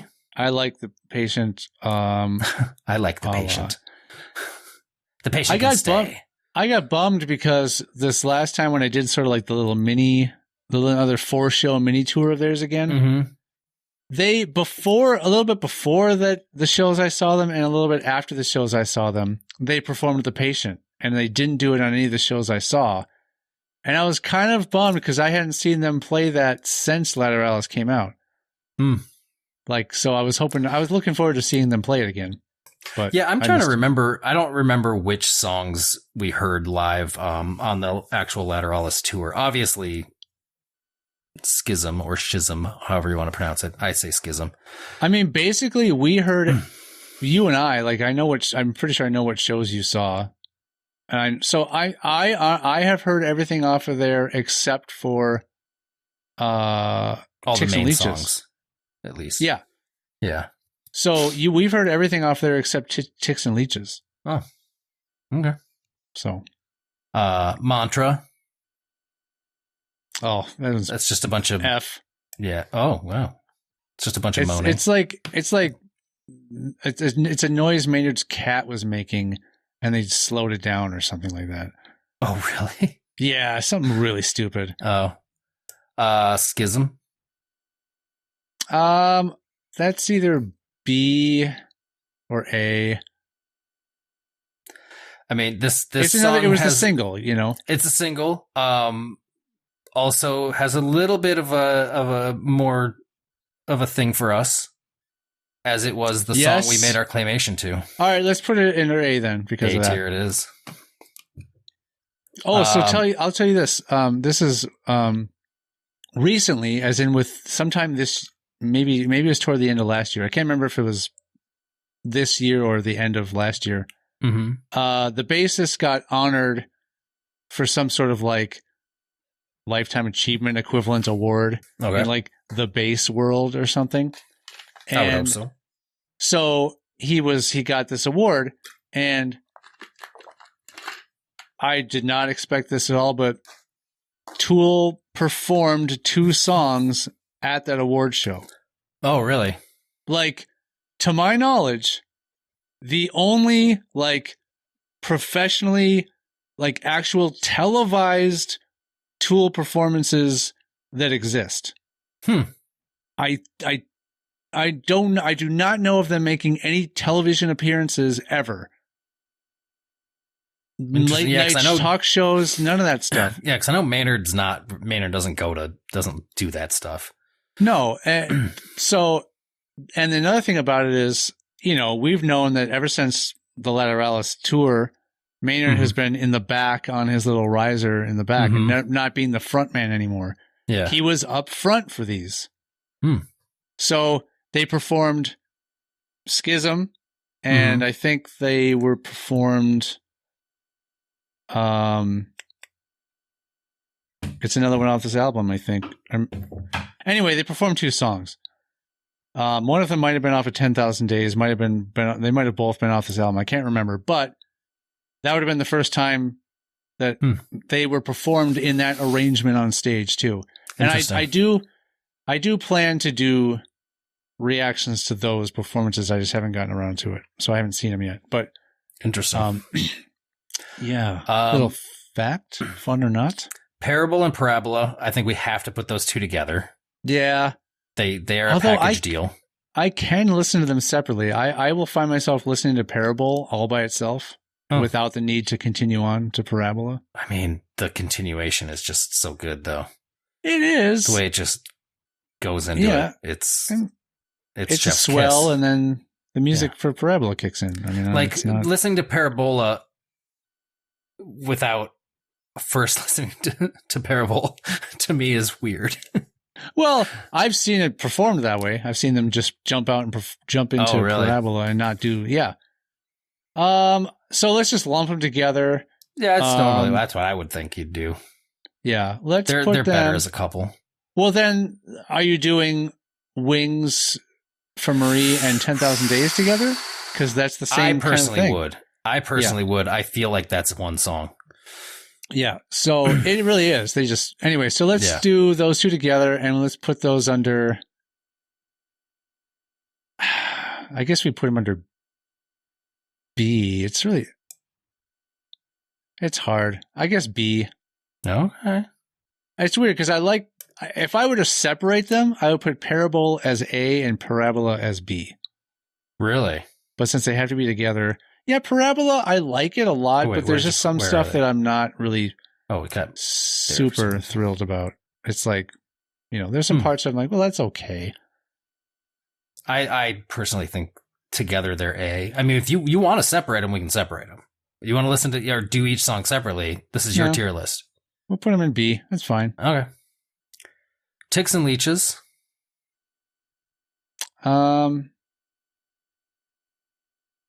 Let's do C for that one. Yeah, that's not the best. When I heard that, I'm like, this song sounds like it should be on Opiate. Oh, like I have to listen to it again. It's been a while. Lateralis. That's S tier. Agreed. I think Lateralis is one of their best written songs. You know what's funny? It's just amazing. This is how illiterate I was musically and everything way back then. Plus, I was also just hoping they were going to close with Jerk Off because that's what I was just grown to be accustomed to them doing. Right. When they were closing with Lateralis, when Lateralis came out, when they were touring and closing with it, I'm like, this one? Why would they close with this one of all? I was kind of like, they're going to close with this song? Why? Yeah. But I think I was just butthurt that they weren't doing Jerk Off anymore.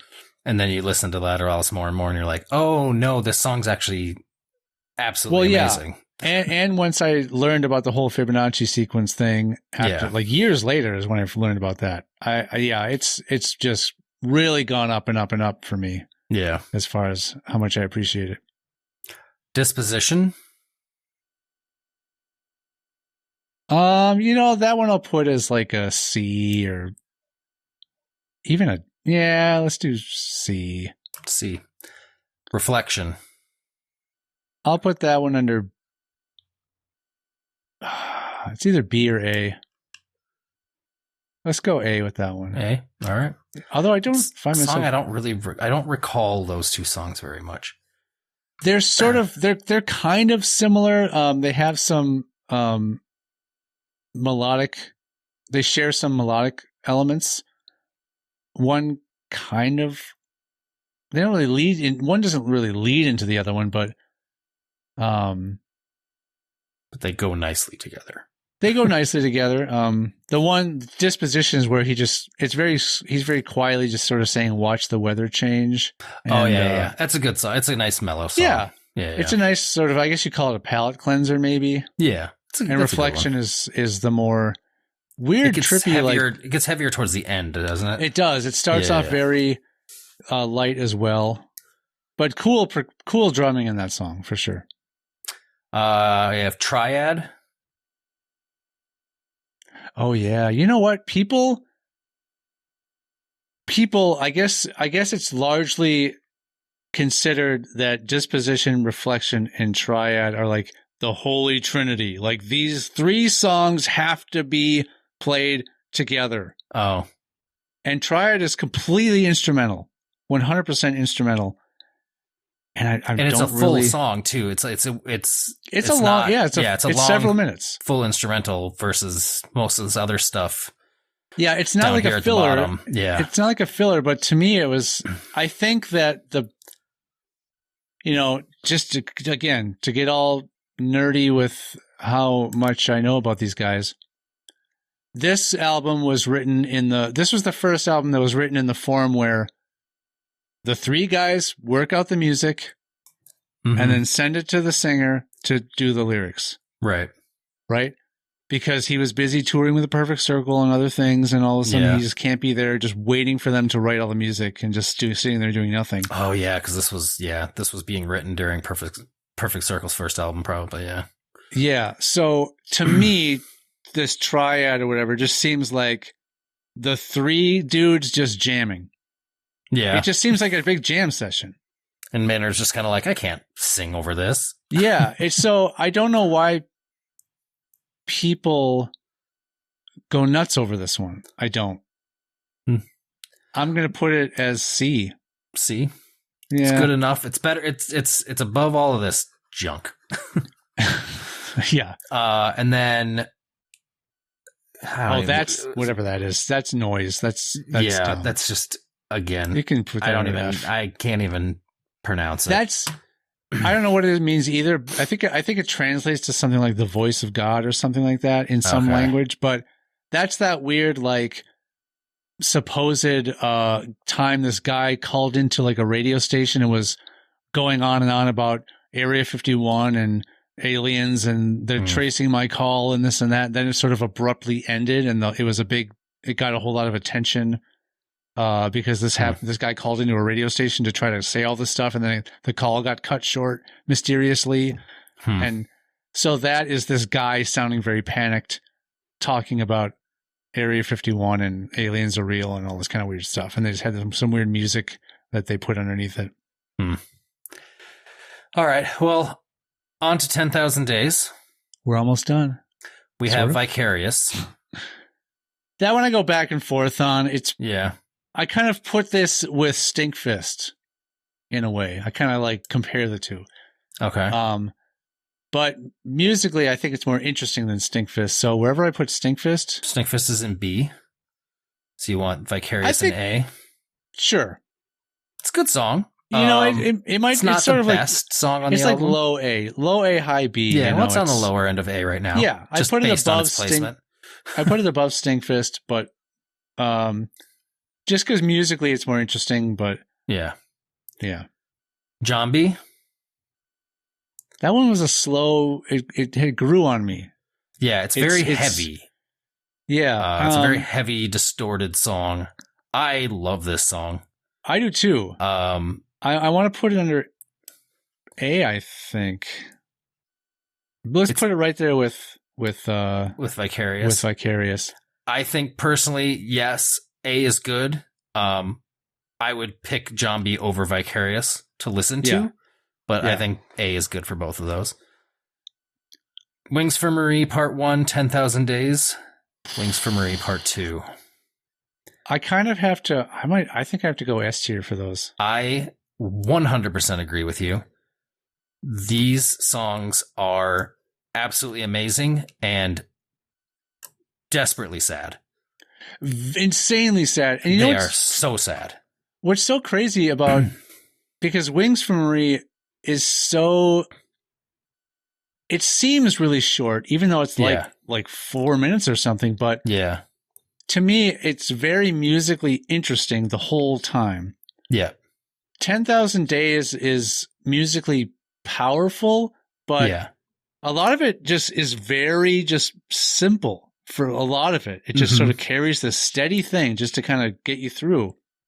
It goes off in different directions at certain points, but it just is very stable. Yeah. But the two, it's just insane. It's what that, super emotional songs. Maynard has actually gone on record saying he wishes he would have never gotten so emotional and put those songs out there. He said, thank God he did, because they are so fucking good. Well, because one thing he said was, and I heard this probably around the same time you were hearing what you heard, but he said that they're just also the emotional weight to them is there, so that's going to be hard to do on stage. But it's also they're very technically difficult to perform. Yeah. So if something gets messed up, it kind of it's going to ruin the whole. Yeah, it'd be too scary at that point to ever play them live because of how emotionally heavy they are for him. Right. That if they do get screwed up, that would really, I feel like that would really fuck with him. Yeah. Too. And I mean, just be like, ugh. I mean, I saw them do those songs. Oh, really? Yeah. I'm kind of surprised he would even want to perform them live. You know, it's like Nine Inch Nails playing Hurt live. I think and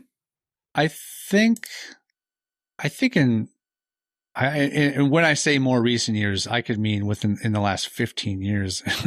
I think that he has done that song live. Yeah, I mean, I'm sure. I think it's kind of over time. The sting isn't there as much anymore. But yeah. But in the middle of it, like when it was a sort of a newish song, or, of course. Oh yeah, it had to be hard. All right, The Pot. We all have our opinions on The Pot. I'm going to go A tier on that one. It's a good song. I think that one's kind of firing on all cylinders. Yeah. It definitely, for me, it's above 46 and 2. Which we put somewhere. Oh yeah, we put that in B. Yeah, The Pot's an A song. All right. Lipin Conjuring. Oh, E. I don't even remember what that one sounds like. It's just noise again, isn't it? It's like it kind of sounds like Native American chanting. In a way. Oh, that's that chanting one. I was thinking that was the other one that we did earlier. All right. Lost Keys, Blame Hoffman, which also leads into Rosetta Stone, but we don't have to consider them the same songs. So Lost Keys by itself, I mean, because you can definitely listen to Rosetta Stone without listening to Lost Keys. Yeah. Especially once you know the story of Lost Keys, then you're like, yeah, that happens. I don't have to listen to that. Yeah. Lost Keys, I don't know what, C or D? Sure. C maybe? C. Yeah. It's interesting enough. Yeah, there's acting in it. Rosetta Stone, very interesting song. That might be S tier for me. All right. It's a song I haven't listened to a lot of, but when I do, I'm just like, this is insane. I love it because it's so insane. It's so insane. And then it takes weird, different vocal shit all over the place with that song too. This to me was kind of like Third Eye version 2. Okay. Like it's more, the pacing is quicker. There's more energy to it than Third Eye. Yeah. And that was like, yes, like the attitude, like the energy is back that was missing on Lateralis. Yeah. Is back. And he's got really interesting vocal layering on it too. Yeah. At the very beginning. Like, at the beginning, there's no way you can ever follow along what he's saying. I followed along with lyrics and still couldn't keep up. Oh yeah. It's nearly impossible. And then like when he starts actually doing some, melodic singing kind of midway through the song, there's like 3 different layers of his voice. Yeah. All singing at slightly different pitches. And it's just really weird. It's all over the place. And I love it sounds that mechanical almost. I love that breakdown that happens later where the bassist and the drummer are really just going on and on and on with this one sort of rhythm for a while. Yeah. It's awesome. It's good. I have to listen to that one more often. Intention. Let me think. That one. I really am bored with that one. Again, these are songs towards the end of the album. I don't really know these songs very well at all. The only one you would probably remember Right in Two, and I really like Right in Two. Right in Two, I know more of these three. Right in Two is the one I know of. Yeah. So Intention, these two I don't really know very well. Intention is like there gets to be this weird sort of like electronic, like drum type of a sound going throughout it, some of it, and I'm like, this is really not Tool to me. Oh yeah. It's like it's like an electronic drum set.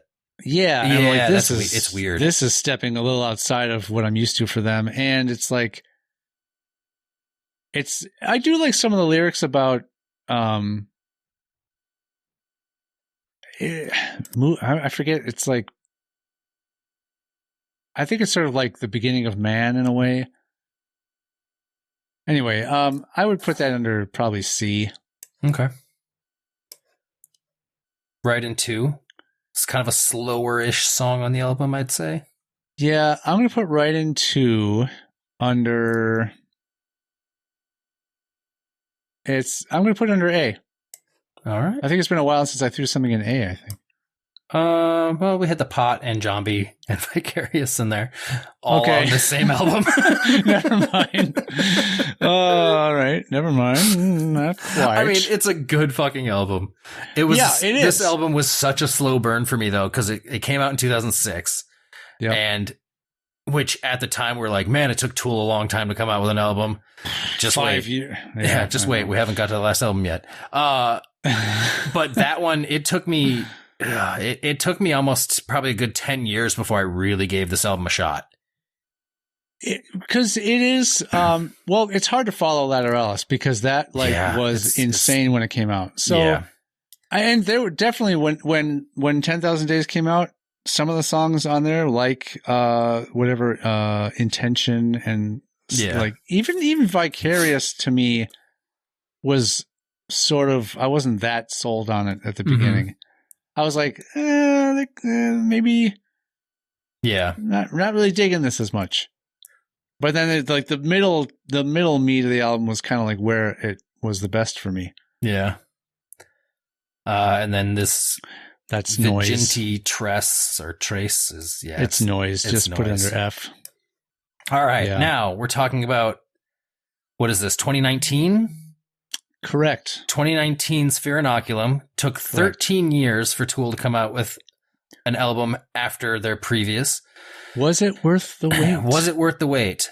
I personally think there's a couple songs on here that are good.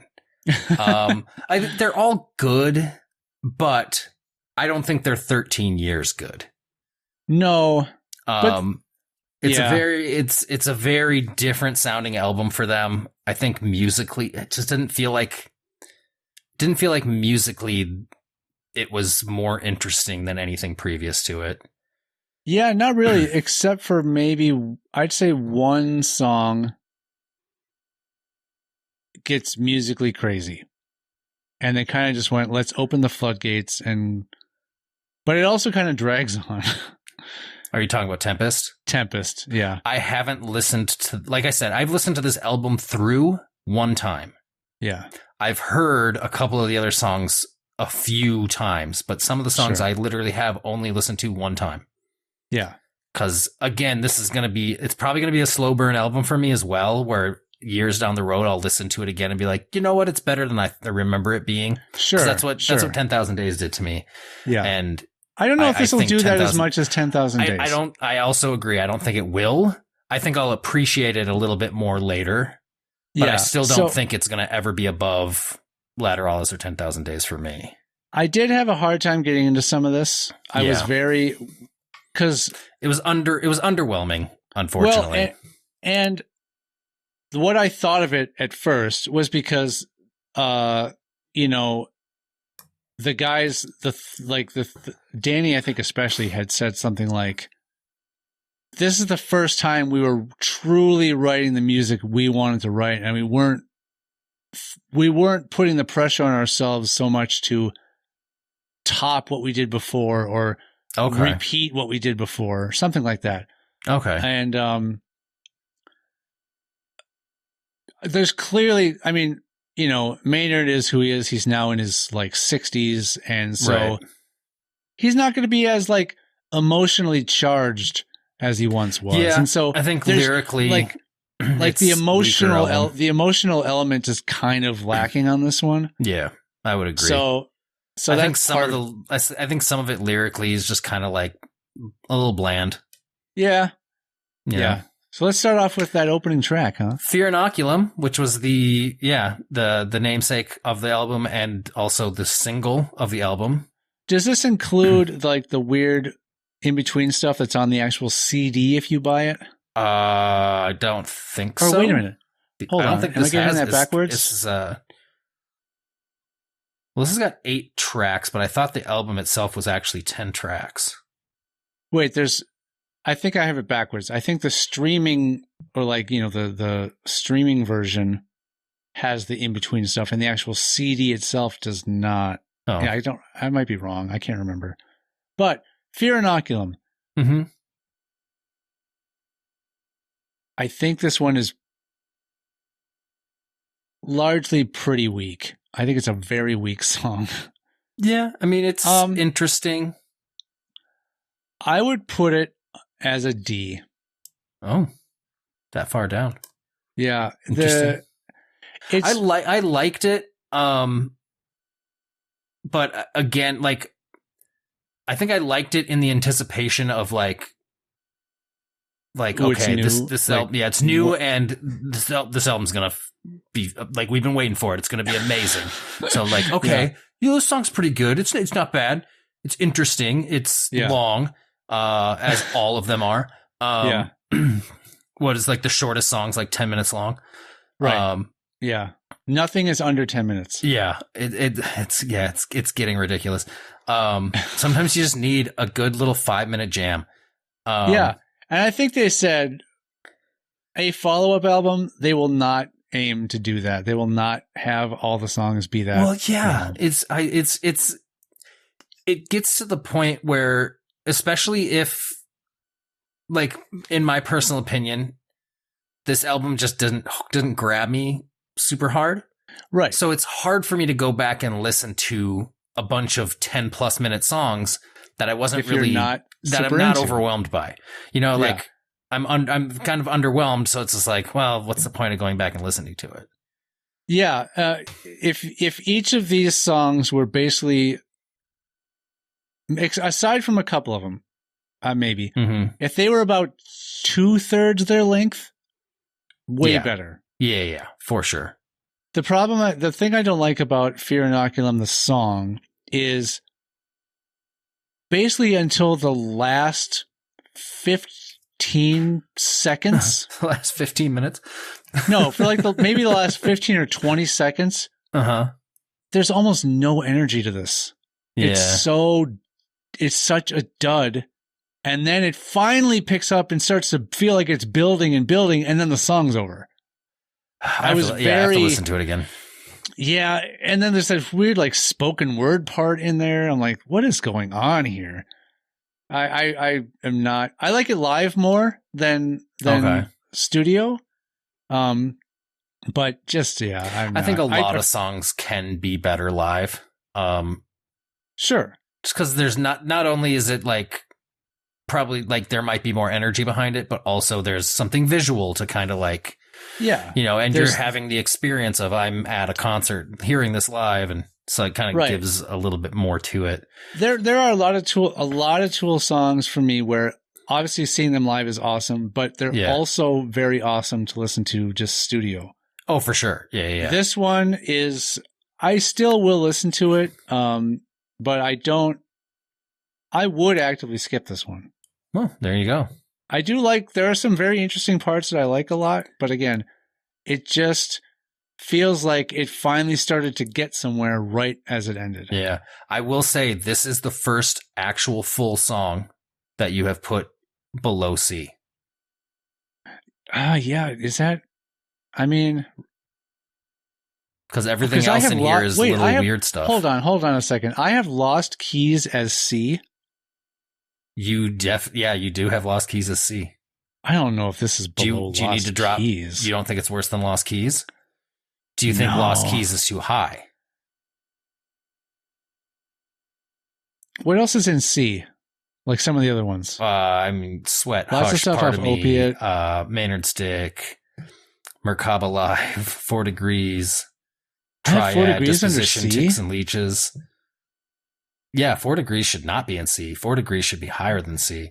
I'm going to put, again, we're going to shift now. We can shift a little bit. We're not done yet, but we can shift. I think 4 Degrees should go up to B. All right.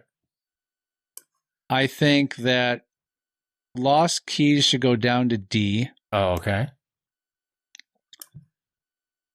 Fear Inoculum. Should it stay at D? I think it should stay. I almost feel like I would move it up Lost to Keys is not better than Fear Inoculum. Is all well, you're saying. I feel like it's weird because it should be, right? But well, I mean, it just kind of I almost feel like I would move it up to C because I felt bad for it. Like I would worry about Lost hurting Keys its or Fear feelings. Inoculum? Fear Inoculum. I feel like I would be worried about hurting its feelings, so I'll move it up to C so it doesn't get sad. Would you like to move it up to C so it doesn't It's get like, sad? come on, I'm a whole 12 or whatever minute song. Yeah, I tried really hard. I tried really hard for you to like me. Yeah, I got kind of cool at the end, whereas Lost Keys just ends and then it gets really cool at the very, very beginning of Rosetta Stone. Yeah. That fucking riff that hits immediately in Rosetta Stone. Yeah. Oh, So God, good. that's tough. I'm going to have to listen to that later. Rosetta Stone? Yeah, it's such a cool song. I love that song so much. Gosh. Everybody go listen to Rosetta Stone by Tool. You won't have any idea what he's saying, but it's so good. At least at the beginning you won't. You'll be able to pick it up later on. Yeah, but midway through, there's parts that you can definitely understand. That's Fear Inoculum is a tough one. Let's move on. We can move it later. Pneuma. Yeah, this is going to be a long episode. Yeah. Pneuma. I would say possibly the best song on the album. In my opinion, it's also the song I've heard definitely the most because there's the Danny Carey drum cam video, which everybody watches. What's funny is I think I've watched that actual video once. But you've watched every other time I've watched it, it's reaction videos to that video. I don't think I've watched the actual video more than one time. Very much same. Yeah. Pneuma is great. And I remember when I first heard that song, I'm like, God, this would sound awesome in concert. Yeah. I don't know why. Anyway, Pneuma, we'll put it under A. I'll agree with that. Yeah. Invincible, I'll put as a B. Yeah. It could really be, they could really have removed a lot of the fat. It's very repetitive. It just gets to this point where it's so chuggy. It's chuggy. It's repetitive. I think lyrically, it's just kind of, it's a little boring and a little weird. It is. Yeah. You know what? Yeah. The ending of it is a sort of like redeeming quality where it gets musically awesome at the end. Just kind of like the big finale part, but yeah, a lot of it, the chorus, the repetitive chorus is like, you're going back to the chorus thing again. Yeah. And, which, I mean, to be honest, Pneuma kind of does a very repetitive-y kind of thing too. That's kind of a theme on this album. I feel like here's something I started to say. It's much more cookie cutter in that sense. Here's what I was starting to say. I remember before about this album as a whole. When it first came out, I remember thinking, okay, this is truly where the three musicians went haywire, and they got just so in their heads about every little minute thing that they didn't maybe necessarily step back and look at it from far away. what do they say? You can't see the forest for the trees or whatever. Yeah. And I remember thinking that this is something that may be very, very highly appreciated by musicians. Yeah. For its musicality and musicianship, where I said, like, what happens when an album is too good to enjoy? Yeah. That's kind of what I said about this when it first came out. No, right? I That was my first take. agree. I completely agree with you on that. I think I think it just, it got too big for its britches, kind of. Yeah, it really did. It really did. Yeah. That's a good way to describe it too. So Invincible, I forgot where I said it was going to go. You put it B. Actually, I'll put it as a C, actually. Okay. Because there is so much that I feel like I'm forgiving some of it because of how I like some of the music at the end. Yeah. But yeah. Descending. I like this one a lot more than, even though vocally is only the first half. There's only vocals in the first half of the song. Then the rest is just. It does have that music. really interesting guitar riff breakdown toward that was that like released riff ahead of time where they kind of like had Adam Jones' little like guitar riff that they had teased prior to the album coming out. Oh, yeah, that's right. Yeah. Descending. I'll put as you know what? I'm going to put that as an A. Okay. I really like that. Yeah, I like what they did with a lot of that song. I don't think there's anything about that song where I'm like, I could have taken that part out. Culling Voices.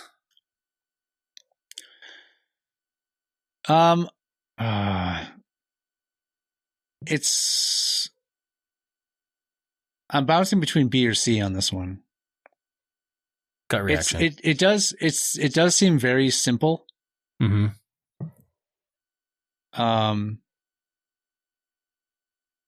But give it.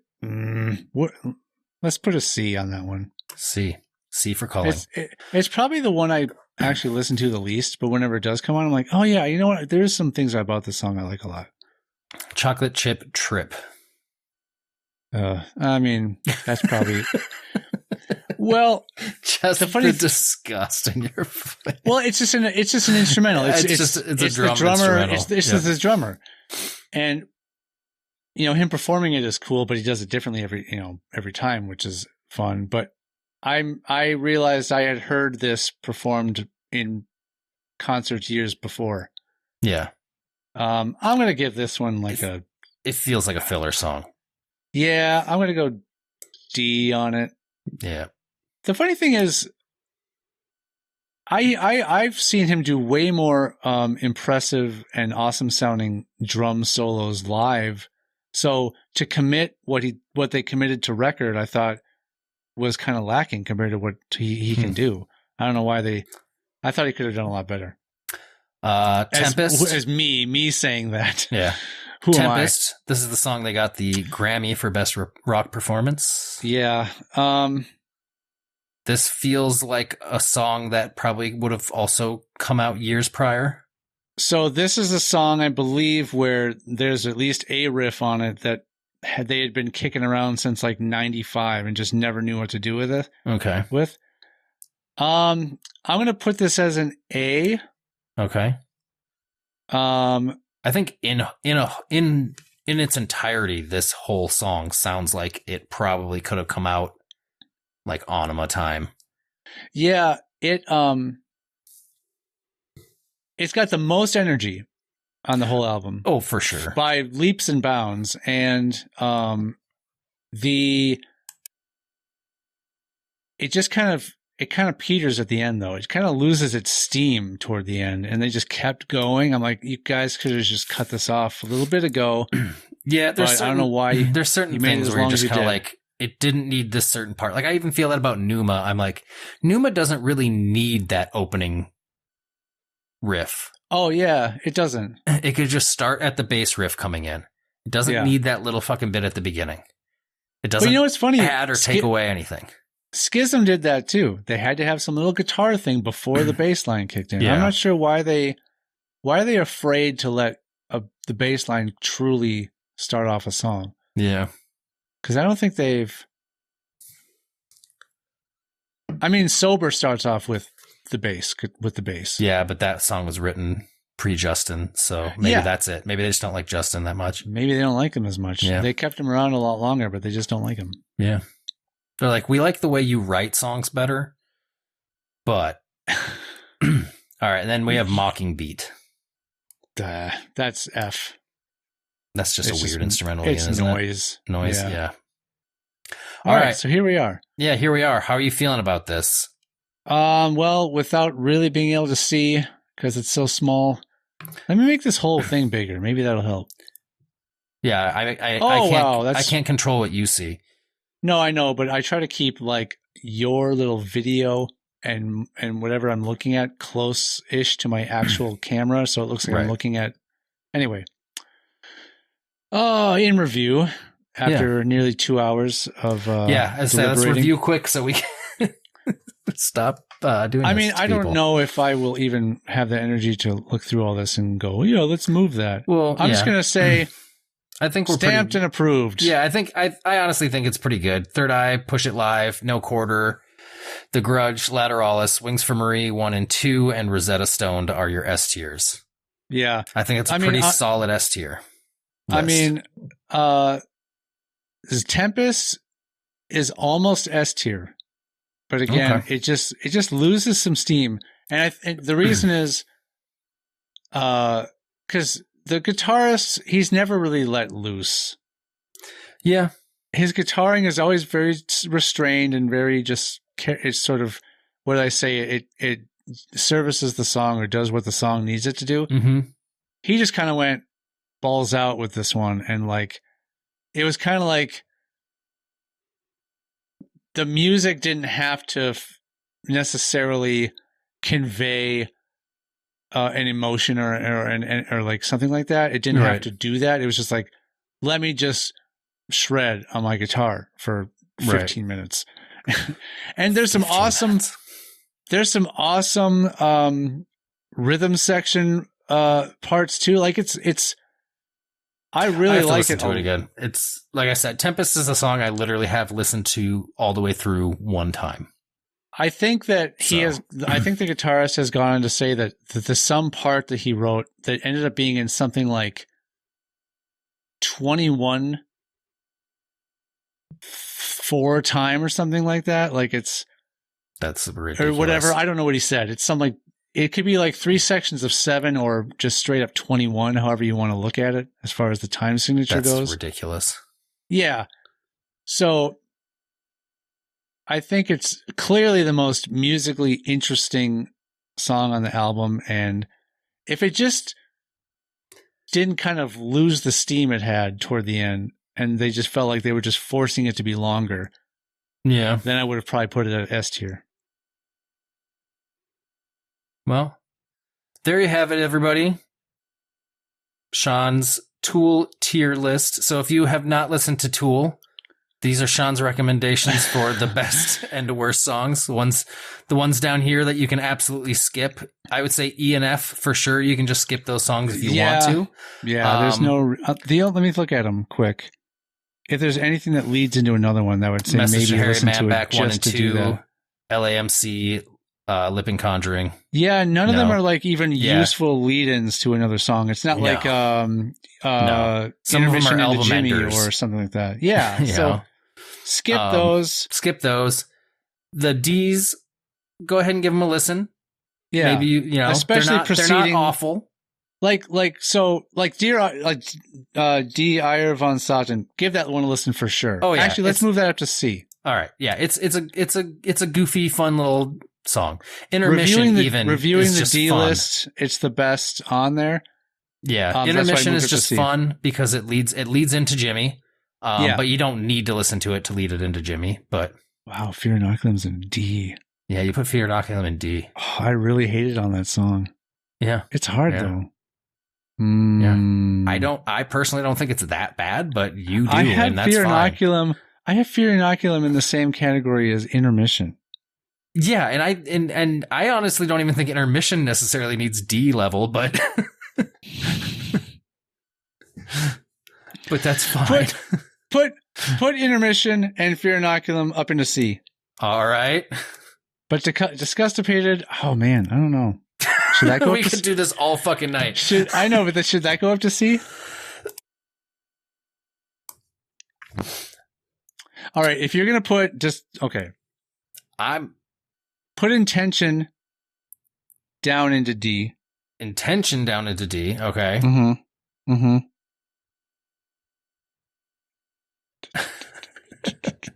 Okay. I think we're good. We're fine-tuning it here, people.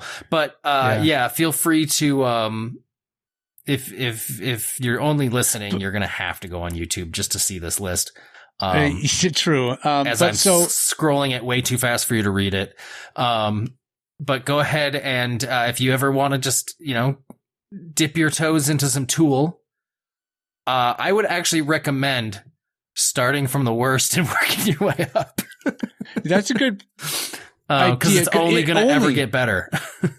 Only if you're going to commit to doing all of it. Because if you listen to Mockingbeat and go, no fucking way, am I going to listen to anything else that these guys do? Trust us. It's a bad test. We're starting you off with the worst, and you're going up. I would honestly say if you're ever gonna like full on commit, like I want to listen to everything Tool, if you want to start off with like something that'll be like, okay, what's kind of their best thing? Let me kind of listen to that just to see. But I would just say listen to it from beginning to end, as far as just jump into the first album and just listen through the way most other people did. Might as well. Because it's one of those things that does just kind of get better as it keeps going. And yeah, we're kind of shitting on Fear Inoculum a little bit. It's not an awful album. It's just, if you're a person that has been waiting 13 years for an album to come out, it was a little disappointing. It was a bit. It did grow on me. It did grow on me, but it's still, it still has its. So, for example, the song Invincible, I would say there's a part where the drummer was like, hey guys, which of these 3 drum patterns do you like more? And I will put it in there for so many measures. And he plays them all for them. And they're just like, just do all 3. Yeah, they're just like, yeah. Yeah, why not? We're not caring anymore. Just do all 3.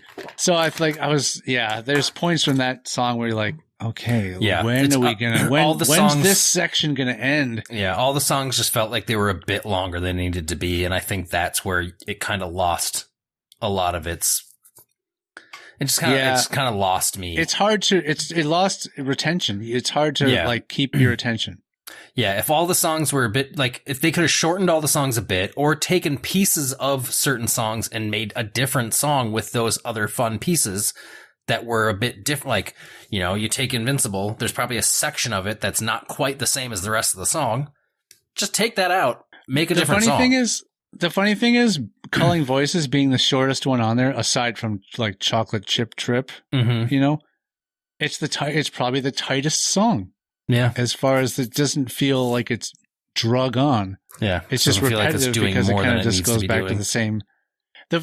Anyway, we could keep going on about. Oh yeah, I mean we can talk about this forever. Let's I'm gonna stop sharing that so that we can just get away from it now. Yeah. It's gonna be the longest 3-panel version of this episode of this show ever. I just finally got a real close up view of me in this hat. I do not like it. It's not bad. This is the first time seeing it too, and it's not. I mean, it looked better smaller. No, but it is cartoonishly large. Totally fine. Just a little guy in a big hat. One thing this list does not include, and not I mean one thing, I mean one category of thing, and that it would be covers that they've only performed live and not put to record, like Demon Cleaner by Caius, or it's a good one. Spasm, I think it's called, by Peach. That one I don't remember. They performed it one time in '99, and that was the year they did one show. It was the very first Coachella that ever existed. Really?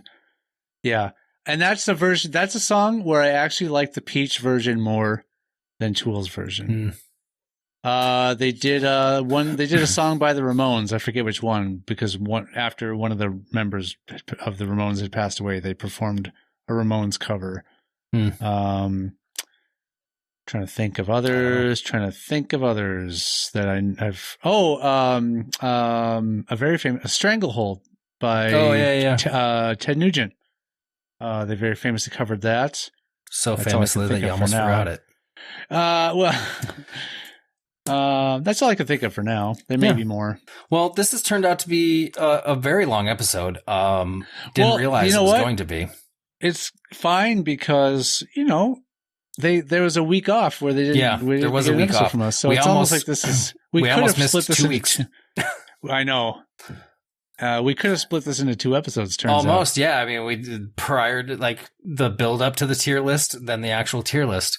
Yeah, maybe we should. It's like a Tool song. It's overstayed its welcome. Oh no, I was just saying they have two parts that kind of have to go together. Parts. Okay, yeah, gotcha. So you're saying the list part was like the 10,000 days, and the lead up to the list was the Wings. Wait, the Wings for Marie Part 1. Wings for Marie, yeah, right. That's what you're calling it. Something like that, but not. Anyways, yeah, we'll see. We'll see it. Yeah, we'll see it next Tuesday.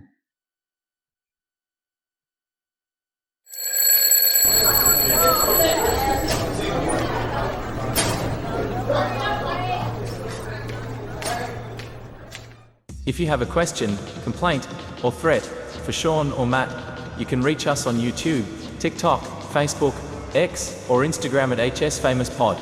Or you can email the show at highschoolfamous@gmail.com. No animals were pleasured during the making of this podcast, despite our best efforts. All hail our Lord and Savior. Yeah.